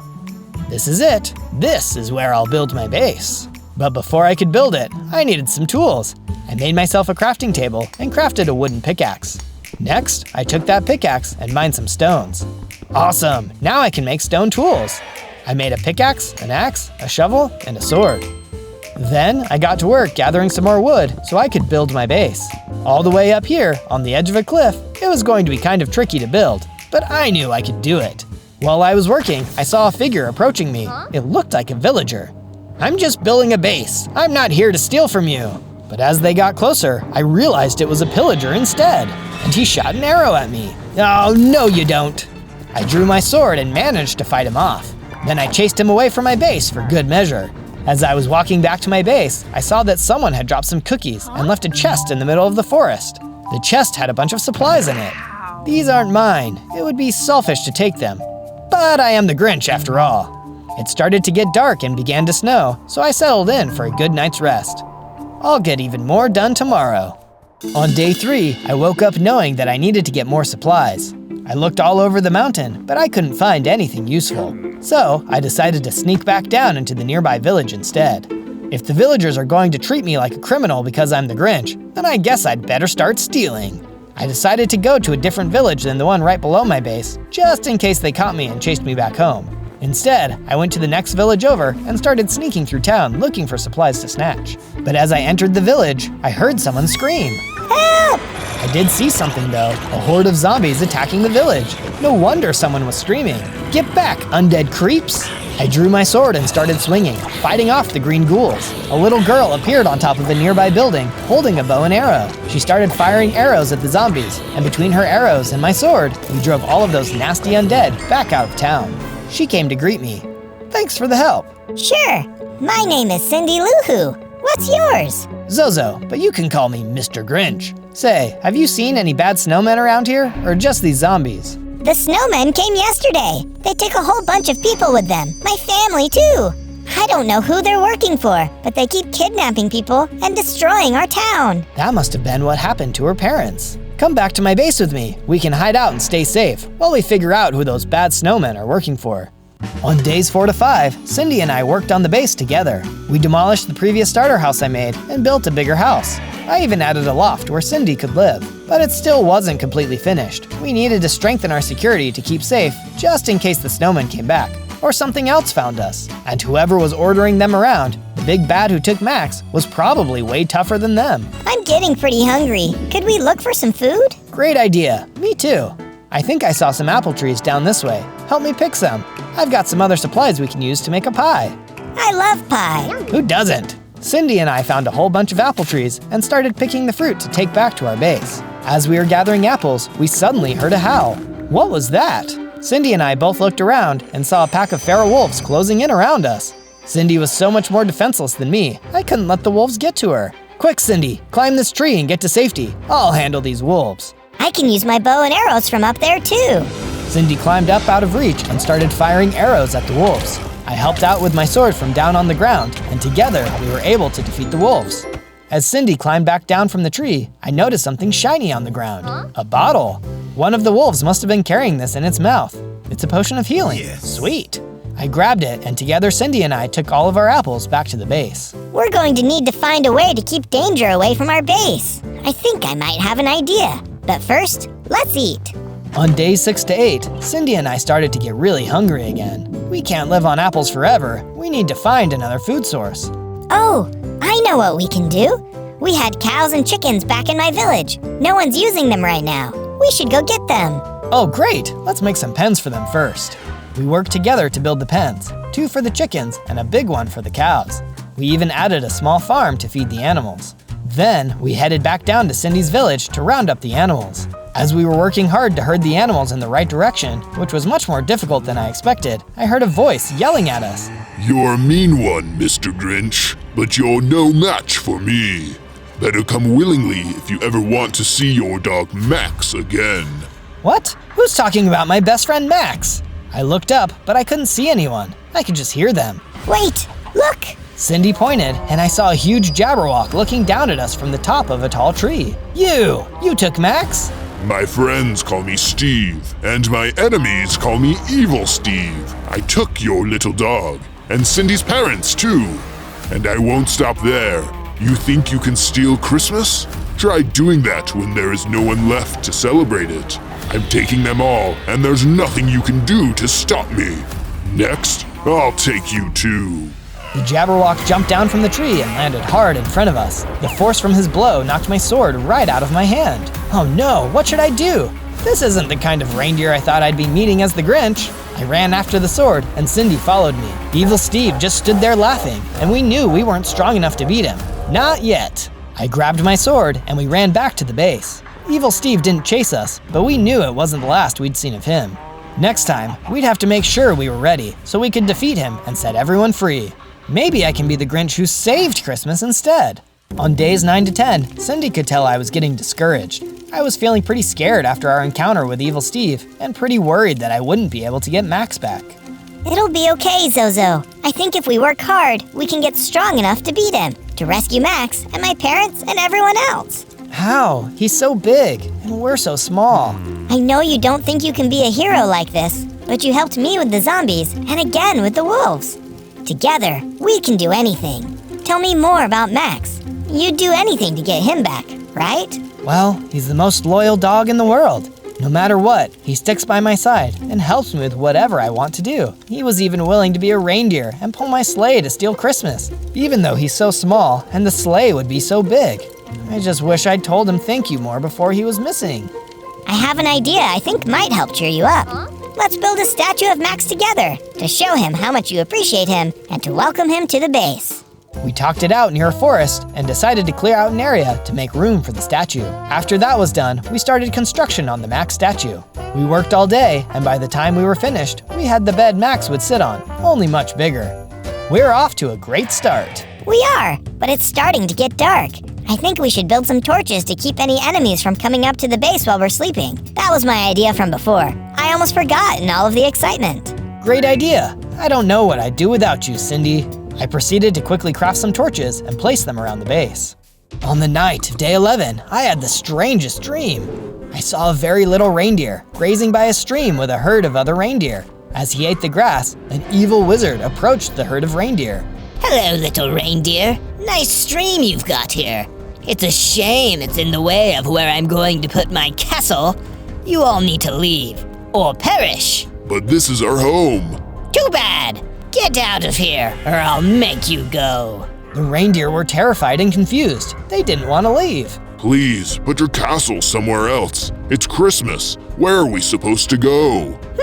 No, and I don't care. I need my castle here for my grand Christmas party, and none of you are invited. For your insolence, I will turn you all into frogs. And the wizard cast an evil spell, transforming every reindeer in sight into frogs. But the littlest reindeer ran away before he could be cursed too. He ran and ran and ran to a nearby village. Please, help me. An evil wizard turned my family into frogs. But none of the villagers would listen to him. They closed their doors and locked him out. He cried and wandered into the forest, looking for a way to become strong enough to go back and defeat the evil wizard. He came across a deep dark cave and found a podium. A sign next to it said, "Drink this to become stronger than your enemies." There was a bottle of dark purple potion. The little reindeer drank the entire bottle. Then he transformed into a great, big Jabberwock. He ran back to the evil wizard, who had now built his castle in the reindeer's old home. Remember me? He defeated the evil wizard and made him run out of the castle, taking it for himself. But I'm still not happy. I could never forgive the villagers for leaving me alone to face this evil force. I will never forgive them. Somehow, I will find a way to get my revenge. And then I woke up. I couldn't explain why, but somehow I knew that what I had seen was real. I told Cindy all about it, and she agreed. On days 13 to 15, I went back to Cindy's village to get some more animals and herd them back to our base. The chickens Cindy got seemed pretty lonely, and we were both getting really hungry. So I herded some chickens and cows back to the base. Then I went back to the village again for some sheep and pigs. Here, piggies. Here, sheep. But the animals started running away, like they were scared of something. I looked up, and there were those zombies again. There were even more of them than before, and this time, I didn't have Cindy and her bow and arrow to help me out. But I stood my ground instead of running away. I pulled out my sword to face them. Come and get it, zombies! As they approached, I took them down one by one. I don't have time for this. I have to help my friend, get back her parents, and rescue my dog. Get out of this village, now! As I defeated the zombies, I felt a surge of bravery and strength coursing through my veins, and I felt my heart grow in size. I'd gained 2 hearts too. As I looked down at my GRINCH fingers, I noticed that they had gotten long, pointier, and claw-like. This made my attacks even faster. I'll be able to defeat Evil Steve in no time. I can't wait to show Cindy. On days 16 to 19, I brought the sheep and pigs back to the base, and I showed Cindy my new fighting skill. That's amazing! Now I just need to find some materials to upgrade our weapons. Then we can really make some progress. I'll get the animals settled, and you can start mining. With our plan sorted out, I started digging into a cave system and mining for materials. I found some iron. Nice! Now I can make iron tools. As I was gathering the iron, I spotted a little bunny. Aw, hi bunny. But as I got closer, I realized that this was no ordinary bunny. It had red eyes and was coming at me fast. It was a killer bunny. Oh geez, not now. Well, I guess it's time to test out my new abilities. The killer bunny leapt at me and attacked, but I was ready for it. I was here to steal Christmas, but I guess I can take on Easter too. I fought back, blocking the bunny and sending it flying back a few steps. It came at me again, but I swung my new long fingers and knocked it away. With a bit of time to gather myself, I pulled out my sword and slashed it back and forth until the killer bunny got scared and ran out of the mine and off into the woods. Hop along now, little bunny. Go pick on someone a little less awesome. Now, let me grab this iron. I took the iron back to my base, smelted it, and made a full set of iron armor and tools for me and Cindy. On days 20 to 22, I woke up to the sound of Cindy calling for me. Zozo, Mr. GRINCH, we need to get ready. Are you here? I'm up.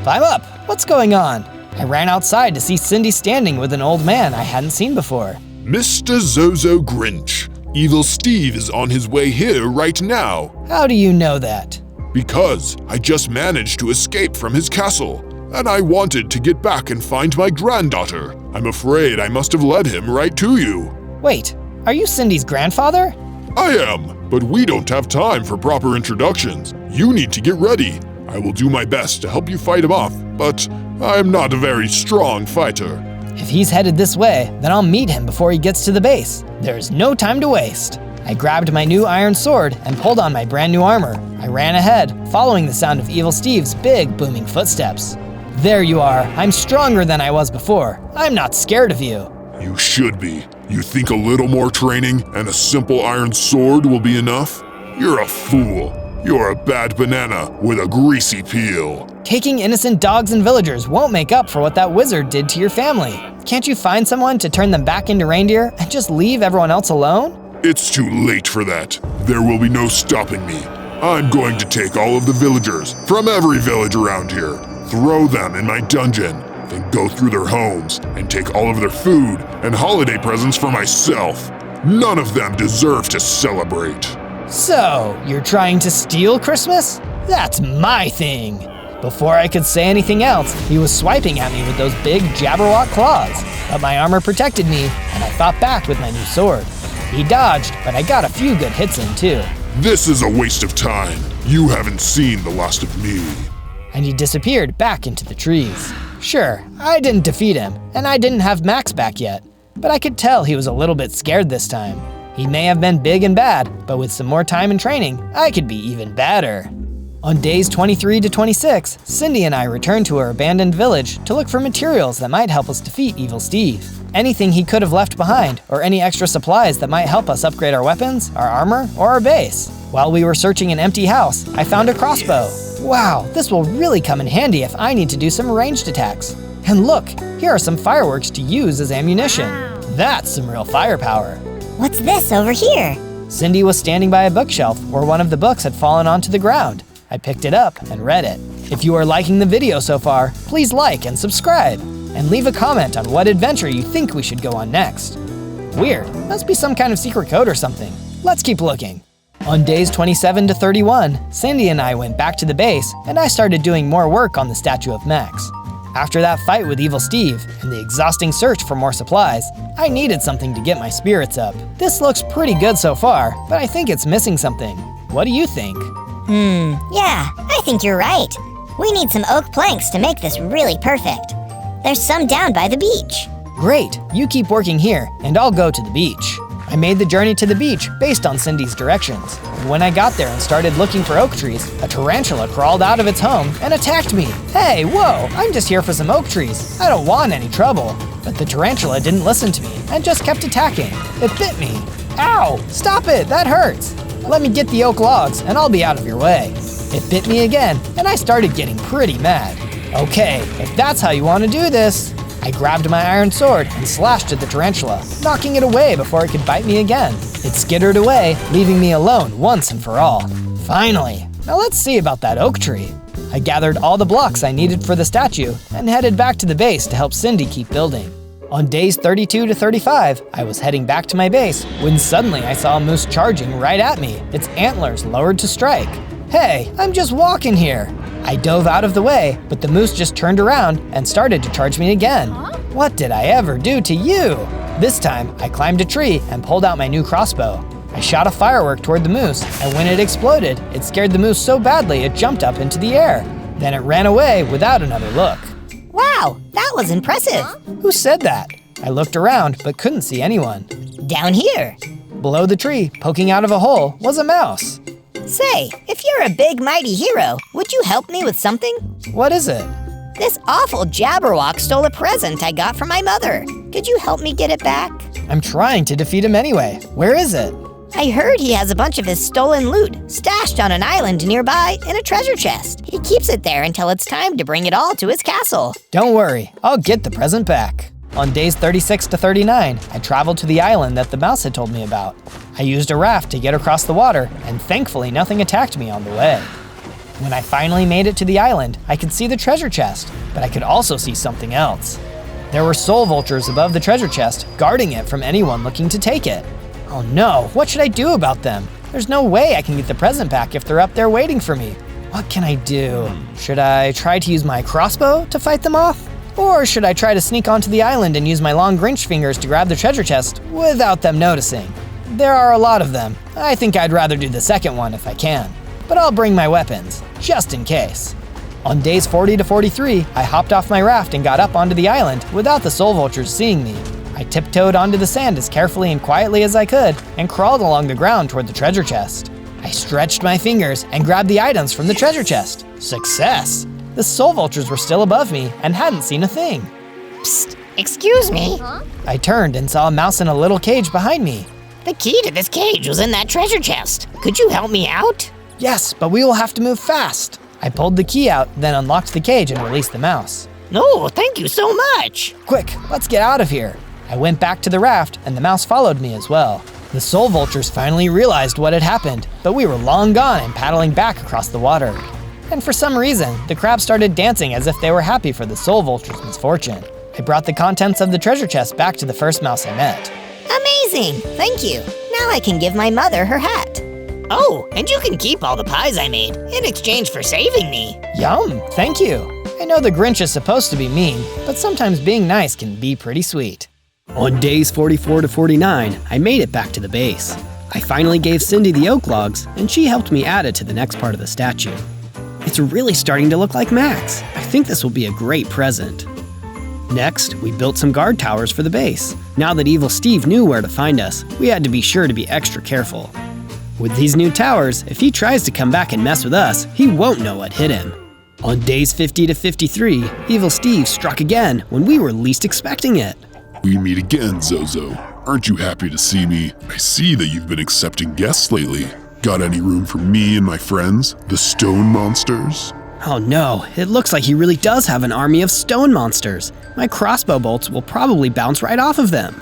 Cindy Lou, take your grandpa and hide in the base. It's too dangerous for you to be out here. But Zozo. Just go, it's okay. I can handle myself. Cindy and her grandpa ran back to the base. I had to buy them some time. Either you let us in, or we'll bring you and your friends back to my castle. We have plenty of room for our new guests. We're staying exactly where we are, Evil Steve. You really think you're better at stealing than the Grinch? No, but I'm better at kidnapping.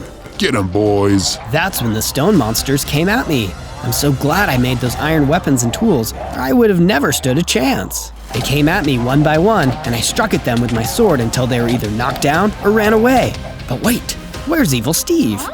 Zozo, help me! Cindy Lou, I'm on my way! I ran inside and found Cindy Lou crying. She seemed really upset. Zozo, Evil Steve came in here. He took my grandpa.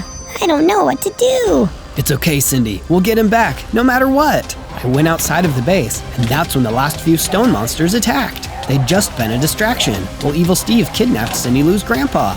I defeated the last few stone monsters with my sword, and I got another upgrade.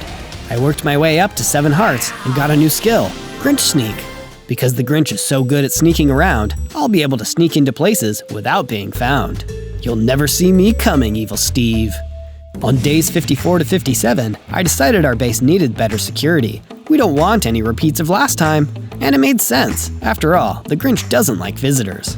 For my security system, I decided to go classic, a massive fence. But it's not like Evil Steve would be afraid of a little fence. I needed to get serious. That's why I added more guard towers. Now that's a Grinchy security system. After that, I decided I needed a little more information about what Evil Steve was planning. If I was going to steal back Cindy Lou's grandpa, I couldn't go in unprepared. That's why I went back to the plains to talk to the mouse I helped out earlier. Hey, Mr. Mouse, Evil Steve kidnapped my friend's grandpa and my dog Max. I want to help get them back, along with all other kidnapped people. Do you have any idea what he's planning? Well, I've always tried to avoid Evil Steve myself, with him being evil and all, but I know every year he hosts a big Christmas party, and he makes all his prisoners go, whether they want to or not. If you're planning on sneaking in, that'll probably be the best time. Now there's an idea. Maybe stealing Evil Steve's Christmas wouldn't be such a bad thing. On days 58 to 62, I decided it was time to upgrade my armor. Iron was fine and all, but for going after the big boss, I needed something serious. That's right, it's time for the Grinch to get his long, Grinchy hands on some diamond armor and weapons.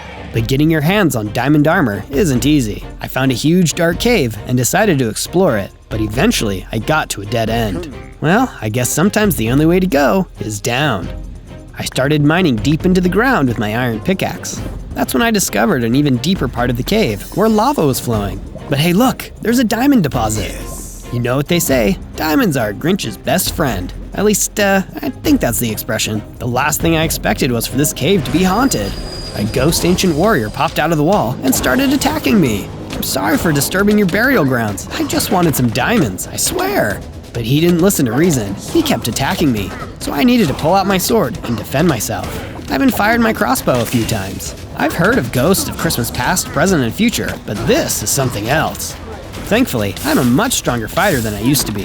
I kept fighting back until the ancient warrior ghost disappeared. But he didn't just disappear, he dropped a potion too. Potion of Swiftness. That'll come in handy later. Don't mind if I do. I mined my diamonds and headed back to my base. That's where I made what I'd set out to make. A full set of diamond armor and a sword to match. Merry Christmas to me! On days 63 to 66, I carried on working on the statue of Max. It reminded me of what was most important, getting Max and Cindy Lou's grandpa, and everyone else, back safely for Christmas. But my statue of Max was looking a little sad. It needed something. But what? Oh, I know. Max always loved chasing a ball around. I should add a ball to the statue. I started making a nice red ball right in front of the statue of Max. It looked as if he was looking at it cheerfully. That's the Max I remember. When I get him back, I'm gonna play ball with him for hours. And if you want hours of fun too, then you should subscribe to Zozo and check out all of our fun Minecraft adventures. I love reading all of your awesome comments too.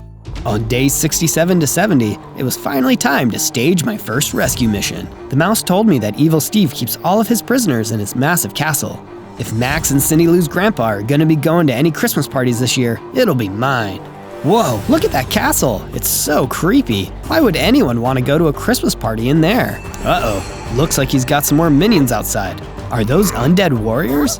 They make zombies look like sweet old grandmas in comparison. Evil Steve doesn't mess around when it comes to home defense. Maybe I should get some of those for my base.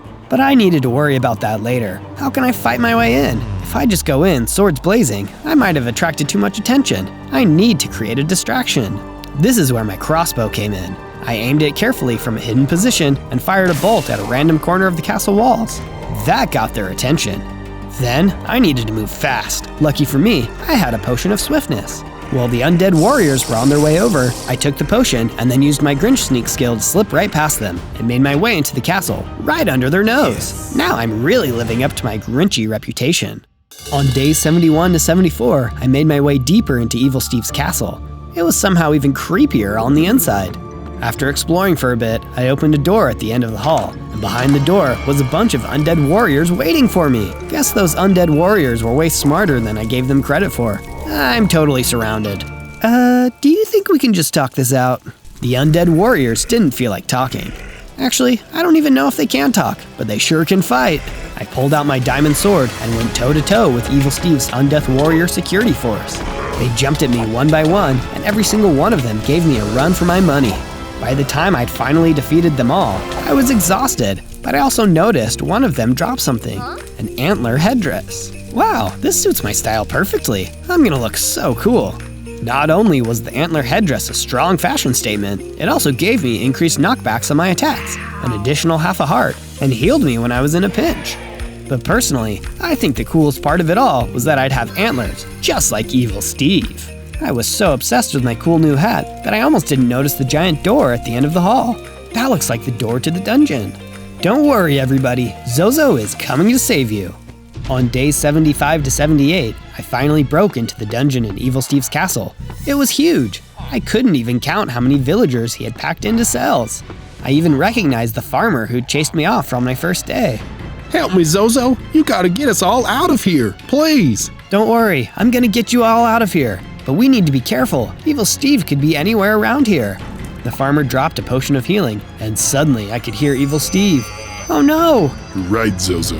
I could be anywhere. Of course, he's right behind me. That's the exact kind of luck that the Grinch would have. You fell right into my trap, Zozo. I bet you're here for your precious little dog, aren't you? I'm here for everybody, but yes, of course I want Max back. Then you'll have to go through me, you grinchy little fool. That's when Evil Steve swiped at me with his huge, curved Jabberwock claws. He was so much stronger and faster than any of his minions. I could see why he runs the show around here. He hit me so hard, I lost a few hearts. That put me in real trouble. But wait, I remember now. I have the healing potion. Bottoms up. Recharged, I pulled out my diamond sword and ran at him. Evil Steve was shocked at how strong I had gotten. That'd teach him to look down on me. I told you I was a mean one, Evil Steve. I bet you believe me now. But I shouldn't have been so confident, because everything was about to get much harder. On days 79 to 84, Evil Steve stopped attacking and seemed like he wanted to talk. It seems I underestimated you, Zozo, but don't worry. I won't make that mistake again. Bear witness to my true power. I've beaten all your guys, Evil Steve, and I'll beat you too. Huh, I wouldn't be so sure. I could see everyone cowering in their cells, so I knew I was about to see something really, really scary, and Evil Steve didn't disappoint. He grew larger. He barely fit into the room. His claws were almost the size of me. One strike with those, even wearing my diamond armor, I'd be done for. I tried hitting him with my diamond sword, but he didn't even flinch. He started laughing hysterically, as if I had just tickled him. You thought you could mess with me and get away with it? You thought you could steal my party guest, my Christmas? You made a mistake, Zozo, but don't worry, it's the last mistake you'll ever make. He jumped forward and swung one of his claws. The might of his claws almost knocked me out. There was no way I could save anyone from him in this state. I'm so sorry, guys, but I've got to go. He's too powerful. I promise I'll come back for you soon. And as I ran away, all of the villagers were looking at me while Evil Steve laughed. I felt terrible. It was like I had let everyone down. On days 85 to 89, I went back to my base. A failure. I didn't know if I'd ever be strong enough to face Evil Steve. Forget stealing Christmas. There's not even gonna be a Christmas. All thanks to Evil Steve. But that's when Cindy Lou approached me, and she was carrying a book. It's a multi-shot enchantment book. With this, your crossbow will fire 3 shots at once, so it'll be 3 times as powerful. But Cindy Lou, don't you get it? I'm not strong enough to beat Evil Steve. It's over. I failed, no matter how cool my crossbow is. That's not true, Zozo. You're smart and kind, even for a Grinch. And I know you want to get Max and my grandpa and everyone else back. One way or another, you'll figure it out. I believe in you. That was exactly what I needed to hear. In that moment, I knew I could save everyone. Maybe I could even save Evil Steve. But there were a few final things I needed to do first. I finished the Max statue, finishing off the antler I tied to the top of his head. He looked exactly like I wanted him to, and I just knew when Max saw the finished statue, he'd be amazed. And then there was one last thing I could do that might give me an advantage against Evil Steve. To defeat him, I needed to talk to the guy who made him the way he was. The Evil Wizard! I found him out next to a frozen lake, living in a beat-up old shack rather than a big castle. I asked him if he knew anything that might help me stop Evil Steve. Well, if you want to change his tune, your best bet will be returning him to his original reindeer form. But how would I do that? There's a potion of form reversion, but the only one I know about is hidden in the ancient tomb and guarded by the Vex. Then I guess I'm going to the ancient tomb. On days 90 to 94, under the instructions of the Evil Wizard, I went to the ancient tomb in search of the potion of form reversion. It's so spooky in here, and I wonder what that Vex thing the Evil Wizard mentioned is. And that's when I found out. The Vex flew straight towards me, carrying a spectral sword. He was as fast as he was scary, but thanks to Cindy Lou, I had my special crossbow. A few well-placed shots, and he was down. I guess you weren't so tough after all, Vex. I found the potion of form reversion on a stand at the back of the ancient tomb. Looks like I finally had the secret ingredient to change everything. Hope you're ready for a Christmas you'll never forget, Evil Steve. On days 95 to 97, Cindy Lou helped me make a few final adjustments. We applied the sharpness enchantment to my diamond sword just so it'd pack that extra punch. We also prepared a few extra potions, including the potion of healing and the potion of strength. I wouldn't want to take you on now, Zozo. On day 98, it was almost time to finally go and take down Evil Steve for good. But first, I had one more important thing to do. Eat a balanced breakfast. After all, to fight a final battle, you need energy, and you get energy by eating right. Did you know you can also get an energy boost from typing ZOZO on YouTube and finding all of our videos? And be sure to leave a comment telling us what character or creature you'd like to see me play next. I love reading your suggestions. On day 99, it was time for the final battle. I returned to Evil Steve's castle, armed and loaded with every weapon, enchantment, and potion I'd gathered over my time here. Alright, Evil Steve, time for you to find out what I'm really made of. I used my Grinch sneak ability to get back into the castle without being found. Evil Steve never seems to run out of undeath warriors. Hope you guys don't mind if I just slip by without saying hi. I knew my way around since I got in last time, and I used my sneak ability and found my way to the dungeon room immediately. I knew that Evil Steve would be waiting for me, so I quickly drank a strength potion and ran straight into the main room of the dungeon. You're back, Zozo. Ready to be defeated again? Not this time, Evil Steve. I'm a whole new Grinch. The time was right. I went through my final upgrade into Super Grinch. My hearts really did grow 3 sizes that day, because now I had 30, as well as being bigger, faster, and stronger than ever before. You're getting uninvited for my Christmas party for this, Zozo. That's okay, Evil Steve. You're still invited to mine. And so the fight began. He was fast and strong for sure, but in my current form, we were finally evenly matched. I took my potions of healing and strength, and they kept me fighting fit. It's over, Evil Steve. You can't win this. With a few hits from my diamond sword, Evil Steve was cornered, and I had my trump card left over, the form of reversion potion. Time to take your medicine, Evil Steve. I gave him the potion, and in the instant, he transformed back into the reindeer he once was. Wow, I finally feel like myself again. I don't feel like being so evil anymore. Glad to hear it, Steve. How about you help me free all these prisoners then? I'd like my dog back, Cindy Lou wants her grandpa back, and everyone else just wants to go home. Yes, Zozo, of course. Now where did I put that key?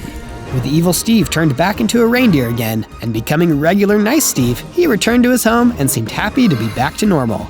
I finally did steal Christmas, and also stole back all of the villagers, and Max, and Cindy Lou's grandpa, and everyone else. We all celebrated Christmas together, and had an awesome time. I may not have been that great as the Grinch, but at least I had a wonderful Christmas. On day 1, I spawned in as Distorted Alex. Aw, only 4 hearts? I should stay out of trouble with health like that, especially since I'm Distorted Alex, creepypasta legend, and enemy to players and villagers everywhere. Luckily, I had the power to turn invisible. Now you see me, now you don't. Time to scare some villagers. But hey, where is everyone? I started sneaking around the village, but it looks like all the villagers are gone, except for one. Hello? Wait a second, that's not a villager, that's an illager, and it looks like it wants to get me. I turned invisible and ran inside a nearby house. I turned around and saw that I wasn't alone in there though. There was a hungry wolf with me. He must be able to smell me, even though I'm invisible. I tried to escape, but the wolf kept following me. I ran out of the house and looked for another one to hide in. I found one, but there wasn't a door. Luckily, there was a chest at the top, and I managed to block the entrance with a wooden block. I'm gonna stay inside this house until morning so the illager and the dog won't find me. Maybe I'll be able to find out what happened to the other villagers tomorrow, since what good is it being Distorted Alex if I can't sneak up on people?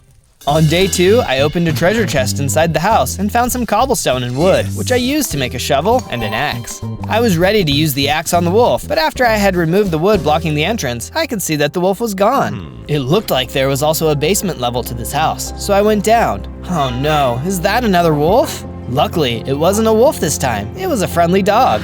You're not my master. No, I'm not. But what happened to your village? It doesn't look like anyone is here anymore. Those illagers took all the villagers away a few days ago. They had wolves with them too, and I had to hide down here to get away from them. Where did they take them? Over the hills, to the north of here. You look scary, but would you be willing to help me? Please? Please rescue my master. I know that I was supposed to be Distorted Alex, but how can you say no to a puppy dog?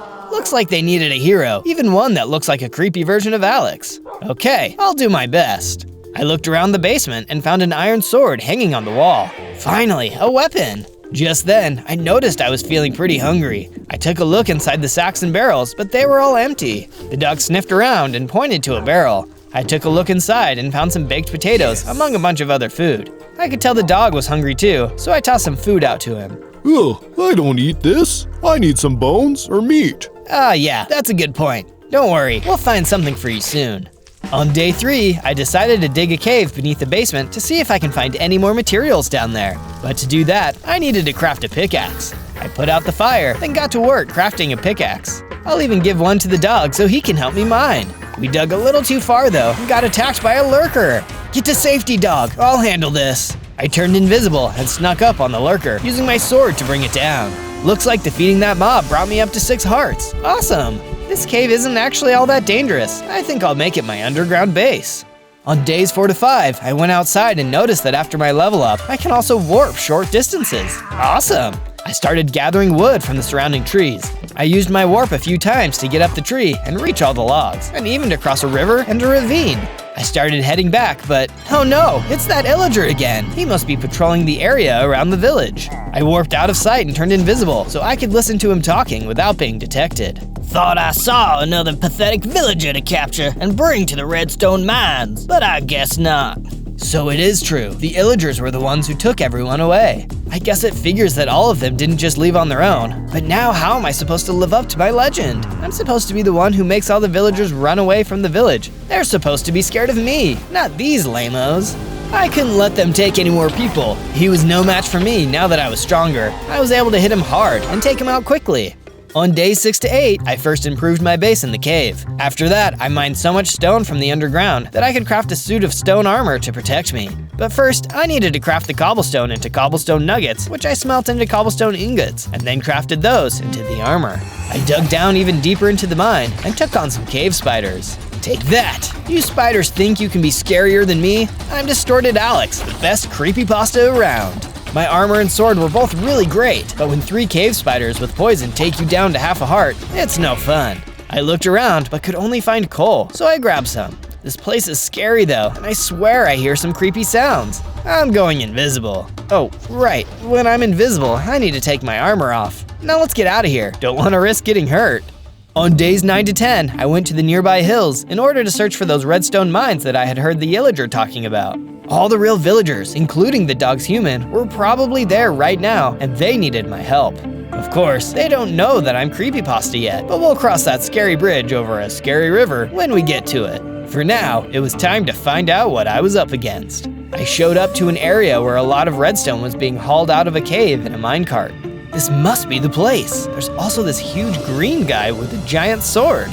All the redstone will belong to me, the great Crushmore. He was no joke. I better not mess with him. Good thing I could sneak inside the mine with my invisibility. Maybe I'll be able to scare Crushmore later, once I level up more. Just as I suspected, a bunch of villagers were being forced to mine redstone non-stop.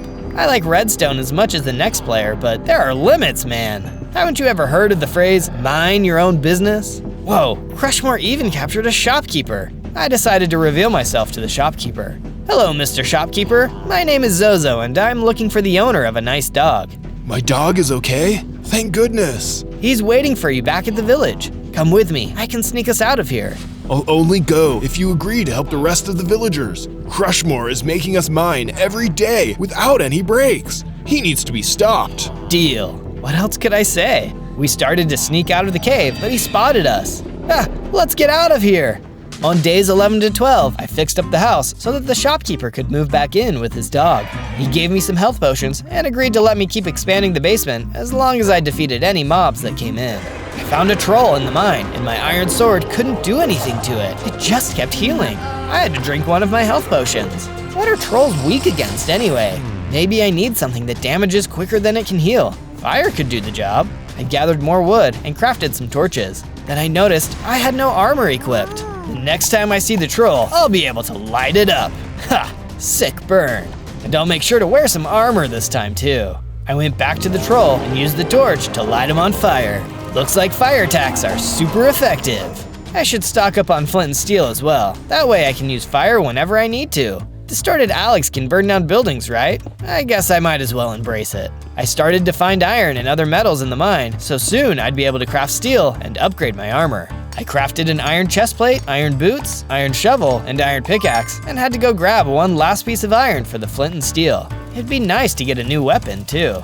On days 13 to 15, I was at the base when the shopkeeper decided to tell me what happened when the villagers were taken away. We were always worried about Crushmore. For a long time, he made us give him all the redstone we had, or else. Some of our people didn't want to give up their own redstone, so they became outcasts from us. Those were the Illagers. We never could have imagined that they'd team up with Crushmore and bully us into doing their dirty work. Now everyone is trapped in those redstone mines, and the village will be empty until somebody does something about it. How terrible! Won't you do something, Zozo? I thought about it, and then I gave my answer. The truth is, I'm an outcast myself. I'm not saying what the Illagers did was right, but I totally understand not wanting to give away their materials. You're all scared of Crushmore, and so am I. Sorry, but there's nothing I can do. It felt really weird to admit that I was scared, but I had never seen a boss as strong as Crushmore. He was probably close to 100 times as scary as me, and I was supposed to be the creepypasta character around here. That doesn't seem right. The shopkeeper and his dog were saddened by this, but what I had said was the truth. On days 16 to 19, I left the empty village and left my base behind to go find the materials to make a better weapon in the mountains. Crushmore would come looking for the shopkeeper and his dog eventually, and with all the Illagers he already had on his side, he'd be totally unstoppable. I saw some light at the top of the mountain. That's the way! I climbed up the snowy mountain slopes, but at some point it got too steep. It looked like my only option was to swim up a small waterfall. Oh man, this is freezing! I soon made it to the top, but there were more trolls here. It was time to put that flint and steel to good use. I made several fires, which scared them off. Then I found an ice cave, but it was guarded by more trolls. No worries, I got this. I set part of the cave on fire, and the trolls fled. At the back of the cave, on a stone pedestal, I found a frosted sword with sharpness 3. It was made of enchanted ice that was 10 times as strong as normal. I started to think about the way I had left things with the shopkeeper and his dog, and realized that I had been a little rude. I mean, just because Distorted Alex doesn't usually help people in need doesn't mean I should ever do it. Sometimes you gotta be the hero, even if it goes against what you had planned. That's just the right thing to do. Besides, I already promised I would help save the other villagers from the redstone mine, and a promise is a promise. I began to make my way back down the mountain when I saw a llama struggling near the edge of the cliff. Help me, please! I'm gonna fall! I ran over and offered the llama a hand. No way am I going to let an innocent creature get hurt. It was almost too late, and she started to fall, but I warped again and caught the llama in midair, then I warped back onto solid ground. Whoa, I had never warped that many times in a row before. Then I noticed that my powers of warping and distorting myself were causing me to grow. I was bigger now, and I also had 10 hearts. I'm getting scarier every day. I can't wait to see what I look like at even higher levels. Thank you for saving me, new friend. My name is Becca. What were you doing out here, Becca? I heard that the villagers in this area were being oppressed by an evil brute named Crushmore. So I'm searching for a powerful golem that might be able to defeat him. Why would a llama be so concerned about human villagers? Hey, just because we're different doesn't mean I have to stay out of it. I want to help everyone. Hard to argue with that logic. Now that I had thought about it, I realized my reason for why I've been helping out is kind of the same as her. I guess Becca isn't too different from me. Well, other than me being a creepypasta and her being a talking llama, but otherwise, we're basically the same. Legend has it that the golem is hidden somewhere near these mountains, waiting for a hero with pure intentions to awaken it. I don't know if I'm that hero yet, but this golem does sound really promising. On days 20 to 22, I returned to the village to find that 3 illagers had been trying to break into the shopkeeper's house. It's a good thing I built that door. They all had crossbows, but fortunately my warp ability could take me right into close range. After that, I made short work of them with my ice-frosted sword. I think I'll build a giant statue right in the middle of the village, but for that, I need to get some sheep. That way, the villagers will have something cool to look at once they're all rescued. I also added a base extension to the shopkeeper's house. I needed to give the villagers a reason to stay in the village long enough so that I can really give them all a good scare later on. I started gathering materials, breaking through a wall in the basement mine to find a huge cavern full of dazzling emeralds. Wow, these will look great on the statue, and I bet there's a lot of other great materials in here too. Next, I got some more iron to make some shears for the wool. What kind of statue do you think I'm building? Let me know in the comments. Also, don't forget to subscribe to the channel if you want to see more of my awesome adventures. Or just search for Zozo. Spell it with me, Z-O-Z-O.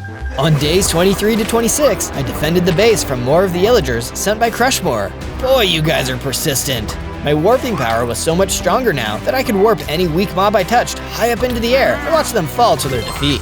I dropped them all, and one of them dropped a bow and some fire arrows, along with 2 diamonds. As if I wasn't enough of a menace to trolls already. I tried using the bow, but it didn't work. But that's what I can use the diamonds for. I need to get flame on my bow first, so I'll need to enchant it. I went to the ocean and mined some lapis lazuli stones for the enchantment process. All that was left was to gather the materials for fire enchanting. I also met a new friend while I was out near the ocean. How you doing? I'm Tuttle, the turtle. I told the turtle I needed to make an enchantment table, and the turtle gave me 4 obsidian for it. You're such a cool dude. Why don't you come with me and live at my base? I returned to the base and enchanted the bow with a flaming enchanted book. Then I named the bow Firestarter. Now I can use those arrows with the fire enchantment. Hopefully I don't run out, otherwise I'll need to craft more and get some fire charges. I created a pond back at the base so that Tuttle could live there. Turtles love the water after all. We also love powerful defenses, Zozo. Make sure your base has got walls on every side and locks on the gates. Thanks, Tuttle, but I'm the one who is supposed to do the narration. On days 27 to 31, I decided that I wanted to explore near the ice cave again. I was out gathering materials in the mountains when I ran into Becca. Hi, Becca. Hi, Zozo. I think I found the entrance to a dungeon where the legendary golem can be found. It'll be treacherous, but we should definitely go there. I followed Becca across a slippery mountain path until we came to a giant stone bridge over a valley. On the other side of the bridge was a huge silver door. Now I've heard of knowing how to make an entrance, but this is ridiculous. What was even more ridiculous was that it was guarded by a rock. Becca was too afraid to get close to that thing, so I bravely approached the rock instead. Hey, wait a minute. How come I'm the one who has to make my friends less afraid all of a sudden? This totally wasn't what I signed up for. Oh well, maybe I can settle for scaring this bird away. Though, I still don't want to be that rude about it. Maybe I'll just ask nicely? Can we go through that door, please? Absolutely not. I've been ordered to guard this door by Crushmore himself. The rock swooped down on me, but I was able to warp out of the way and turn invisible. Where are you hiding? Right here. After some fast moves and quick thinking, I managed to win the fight. No fair. I'll remember this. Becca and I then did everything we could to open the silver door, but nothing seemed to do the trick. We tried using a lever, torches, setting it on fire, and shooting flaming arrows. Nothing worked. We'd have to figure something else out later. On days 32 to 35, Becca and I found a small cabin nearby where we could stay, and it turned out that a few villagers who had escaped from Crushmore were living here now. That bird must have been here to make sure nobody could go into the dungeon. and we still don't have a way to open the door. Just then, the walls of the cabin came crashing down. Or should I say crushing down? No? Crushmore was here, and he seemed mad. Get back to the mines and find me more redstone. The villagers were scared, so I decided that I'd lure Crushmore away. Hey you, follow me! I ran as far and as fast as I could across the mountain, keeping ahead of Crushmore as best as I could. Then I saw it, a blizzard. That's the perfect place to lose him. I turned invisible and vanished into the snow, making my way back to the escaped villagers. Chill out, everyone. No pun intended. Come back to my base, and you can have your old homes back. On days 36 to 39, I made sure that all the villagers that had returned with me got bigger houses with crafting tables and anvils. Now there would be enough weapons and armor for all of them. Now if the villagers came back for them, they wouldn't go without a fight. I showed the villagers their houses, and they moved in. They seemed really grateful. I asked Tuttle if he knew anything about how we could open the silver door in the mountains. Oh, so just because I'm a turtle, that means I know everything? Well, I do know this. That silver door is only going to open for a silver key, and the only place you can find one is in the Sea King's palace. That's actually really helpful. Thanks, Tuttle. Don't mention it, Zozo. I decided to do some more work on the statue before I left the base again. What do you think of it so far? On days 40 to 43, one of the villagers noticed that I was using a bow with fire enchantments and told me of a chest deep in the woods where an enchanted book of fire aspect had been placed. The chest was guarded by a fearsome fire salamander that would burn anyone who approached, but I had to take the risk. My fire arrows were some of the best weapons I had, and I wanted to improve them even more. As I wandered through the woods, I found the salamander. I was worried if I used my frosted sword it would melt, so I switched back to my trusty old iron sword. I circled around it, using my warp abilities to jump away from its blasts of fire. It was a rough fight. I had to drink a health potion and warp away to safety many times. I also shot some arrows, but they didn't seem very effective. I warped and slashed until finally the salamander was defeated. I decided I'd upgrade my iron sword to a steel one and give it the new and improved fire enchantment. Behold, my flaming steel sword. On days 44 to 49, I crafted a wooden boat and set off for an ocean voyage. Tuttle had mentioned that the Sea King's palace would have the silver key I would need to open the silver door, so I kept a close eye on the horizon in search of the palace. A giant squid attacked me out of nowhere, but fortunately, I was able to snipe it from a distance with my fire arrows. Fried calamari, anyone? Then I heard a voice among the waves. I can't swim! Save me! I went towards the voice and found a man with a crown who was thrashing in the water. I pulled him onto the boat so that he wouldn't be in trouble anymore. Thank you. I will reward you greatly for saving my life. I am Sea King after all. How come you're the Sea King, but you can't swim? That's not important. What is important is that a giant bird has taken over my palace and threw me into the ocean. A giant bird? Could it be? On days 50 to 53, I sailed onward until I found the Sea King's palace. Or I guess right now it's the giant bird's palace. I left the boat at the dock and made my way inside the beautiful lapis lazuli palace. The Sea King chose to remain at the shore for his own safety. I went into the throne room and saw the bird perched on the throne. You're the bird who is guarding the door. And you're that invisible snake who thought you defeated me. This time, I will show you no mercy. I'm not just any sneak, I'm Distorted Alex. Bring it on, bird brain. I drew my fire sword and warped into battle. The rock was still as tough as ever, but it wasn't prepared to face my new enchantments. After I defeated the bird, I took a look around the palace and soon found the silver key. It was being guarded by 2 warriors in lapis lazuli armor. Hi, I'm Zozo. I just defeated the evil bird. Can I have your silver key? The warrior shrugged. I guess it's okay then. I left the palace only to find that the Sea King was gone, along with my boat. On days 54 to 57, I made my way home on foot. On the way, I took out some chickens and grabbed the feathers to craft some arrows. And luckily, I found a bunch of iron as well. I mined it right up. I returned to my base at the village and used some of the feathers and fire charges to make some flaming arrows. I also crafted an enchanted suit of steel armor. Now I had defenses for days. Looking cool, Zozo. Thanks, Tuttle. Hey, Zozo! I'm planning on opening my shop back up, but I need a few more rare goods from the forest before I can do that. No problem, shopkeeper. I'll go get some rare materials for you in the surrounding area. You're the best! I'll be especially happy if you can find me the ingredients for shrimp fried rice. I first went into the forest to see if I could find some materials there, and I stumbled upon a pixie hovel. There were a ton of pixies, and they were a feisty little bunch. They flew at me and gave me some debuffs like bad luck and slowness, but what really annoyed me was that they were laughing at me. Rude. Then they started stealing my items. That's it. Enough is enough. I grabbed 2 empty jars that were lying on the ground and caught a couple of pixies in them. Ha! Who's laughing now? I then grabbed all the pixie dust laying around and decided I might as well take their homes. I continued on and spotted a loose nagafang just laying on the ground. Oh, this could come in handy too. On the way to the ocean, I also grabbed some wild rice growing by the water. It was a good thing that all my time exploring the ocean let me know where to find some shrimp, so I gathered those too. I returned to the shopkeeper and gave him some of the wild rice and shrimp. He looked happier than I've ever seen him before. He took all of the ingredients and started to cook up the shrimp fried rice right in front of me. It looked like it turned out great. It must have tasted really good too, since the shopkeeper was so happy that he went inside his shop and came out with a diamond pickaxe. Is this for me? Thanks! On days 58 to 62, I was making solid progress on the base's statue when I heard the villagers start to panic. The walls of the base were being destroyed by a group of giant octopuses. It seems strange since aquatic mobs like that usually don't show up this far inland. They must have some kind of magic protecting them. Who could be behind this? I fought off the giant squids only to see the Sea King standing outside the base, holding an enchanted silver spear. Sea King, are you here to help? No, Zozo. You stole my silver key, so I'm going to destroy you and your base. You don't understand. I need the silver key to open the dungeon door. I'll give it back after, I promise. Save your promises. This is war. You may have defeated those squids, but I'll be back with more and we'll end you. He ran away, and I didn't want to run after him.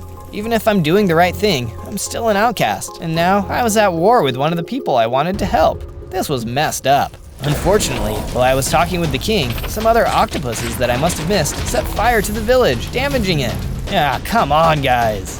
On days 63 to 66, I sailed back to the Sea King's palace in the hopes that I could speak with him and get him to agree to a truce. I didn't want any more sea creatures showing up and damaging things. I walked into the throne room, passing a bunch of scary guards. I didn't have any of my weapons equipped to show that I didn't mean him any harm. The Sea King was sitting on his throne, waiting for me. Have you come to beg for my forgiveness? Yes and no. I don't want to have a war, but I'm also asking to let me use the silver key just once. If we don't get to the golem, we'll never be able to defeat Crushmore and save the rest of the villagers. Don't you see that it's pointless? I tried the key on that door long ago, and it never opened for me. You did?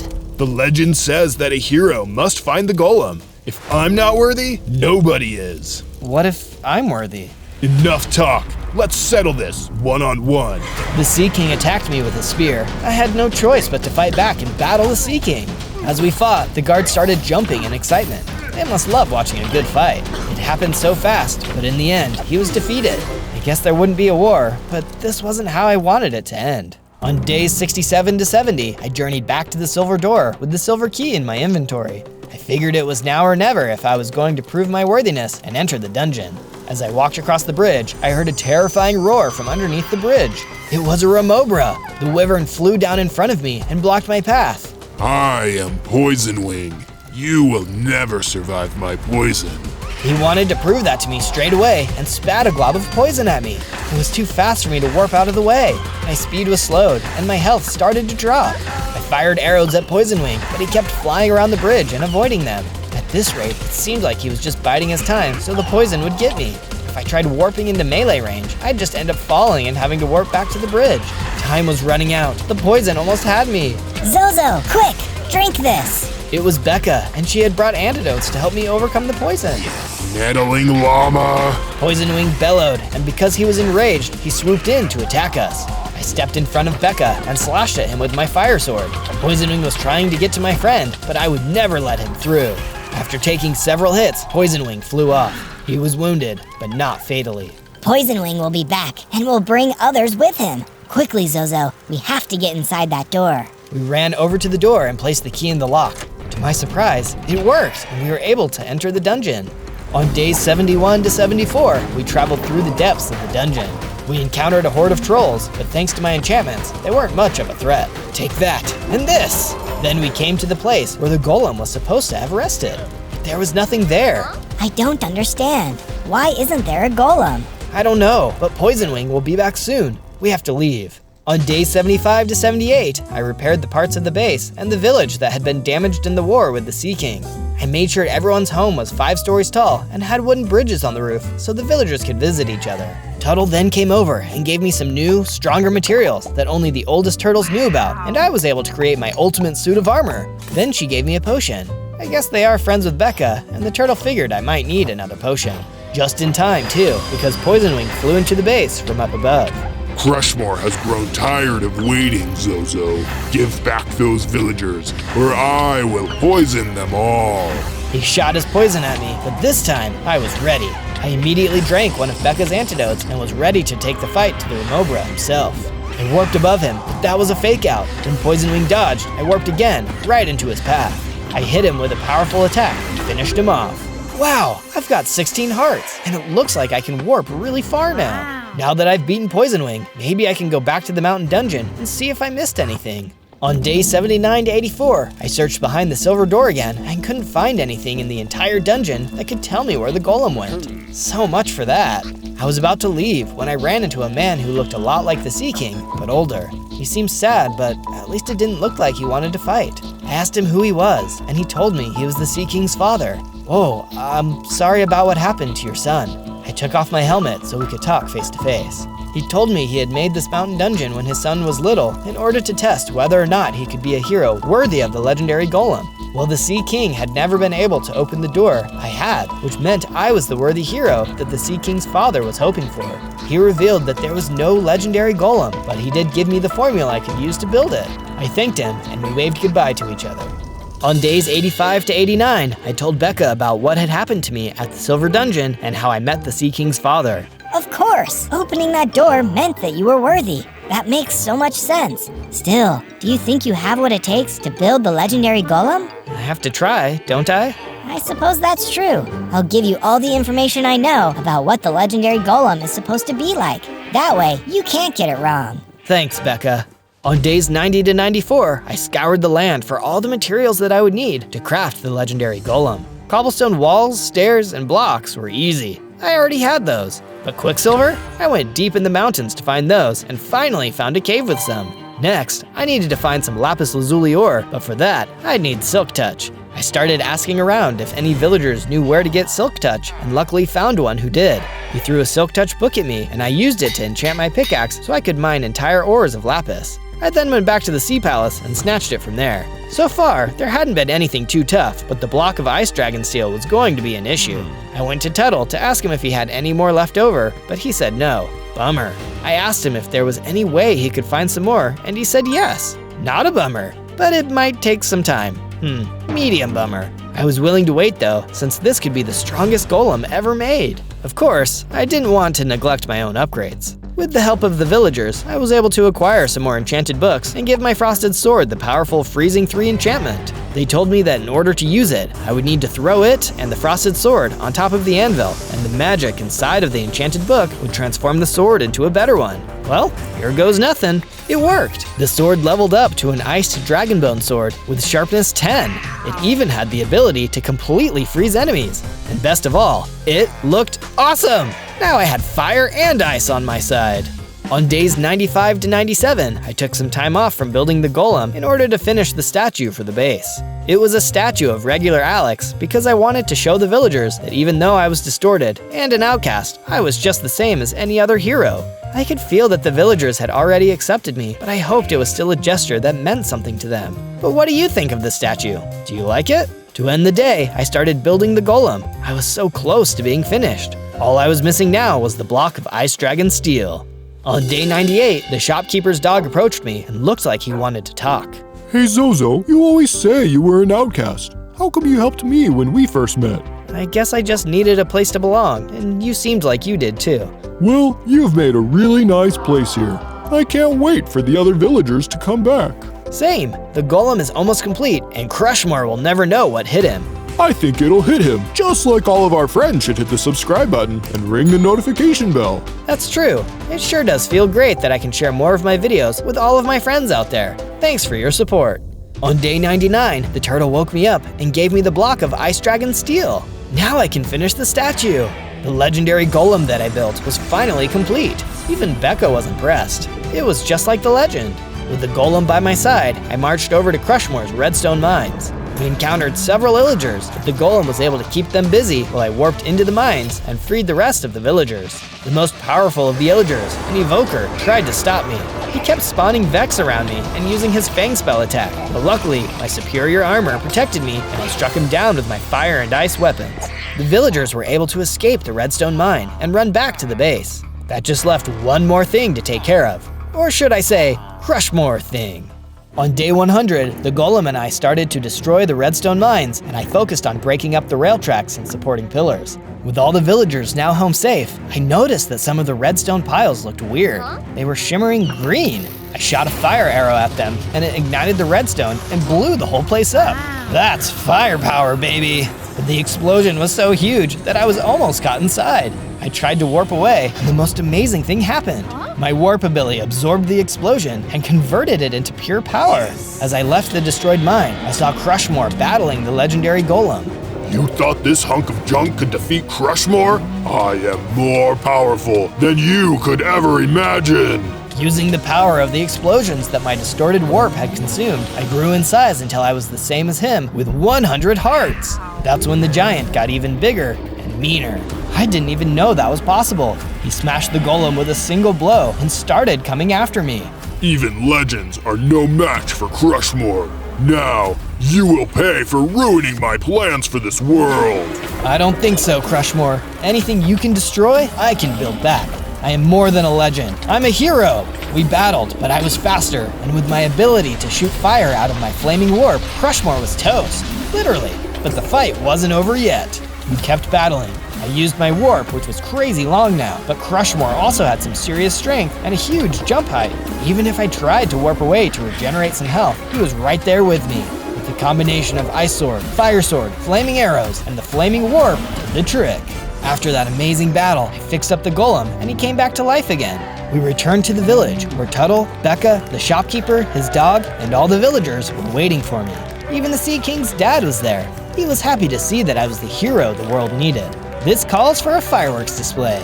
I may still be able to turn invisible, but now there was no reason for me to hide anymore.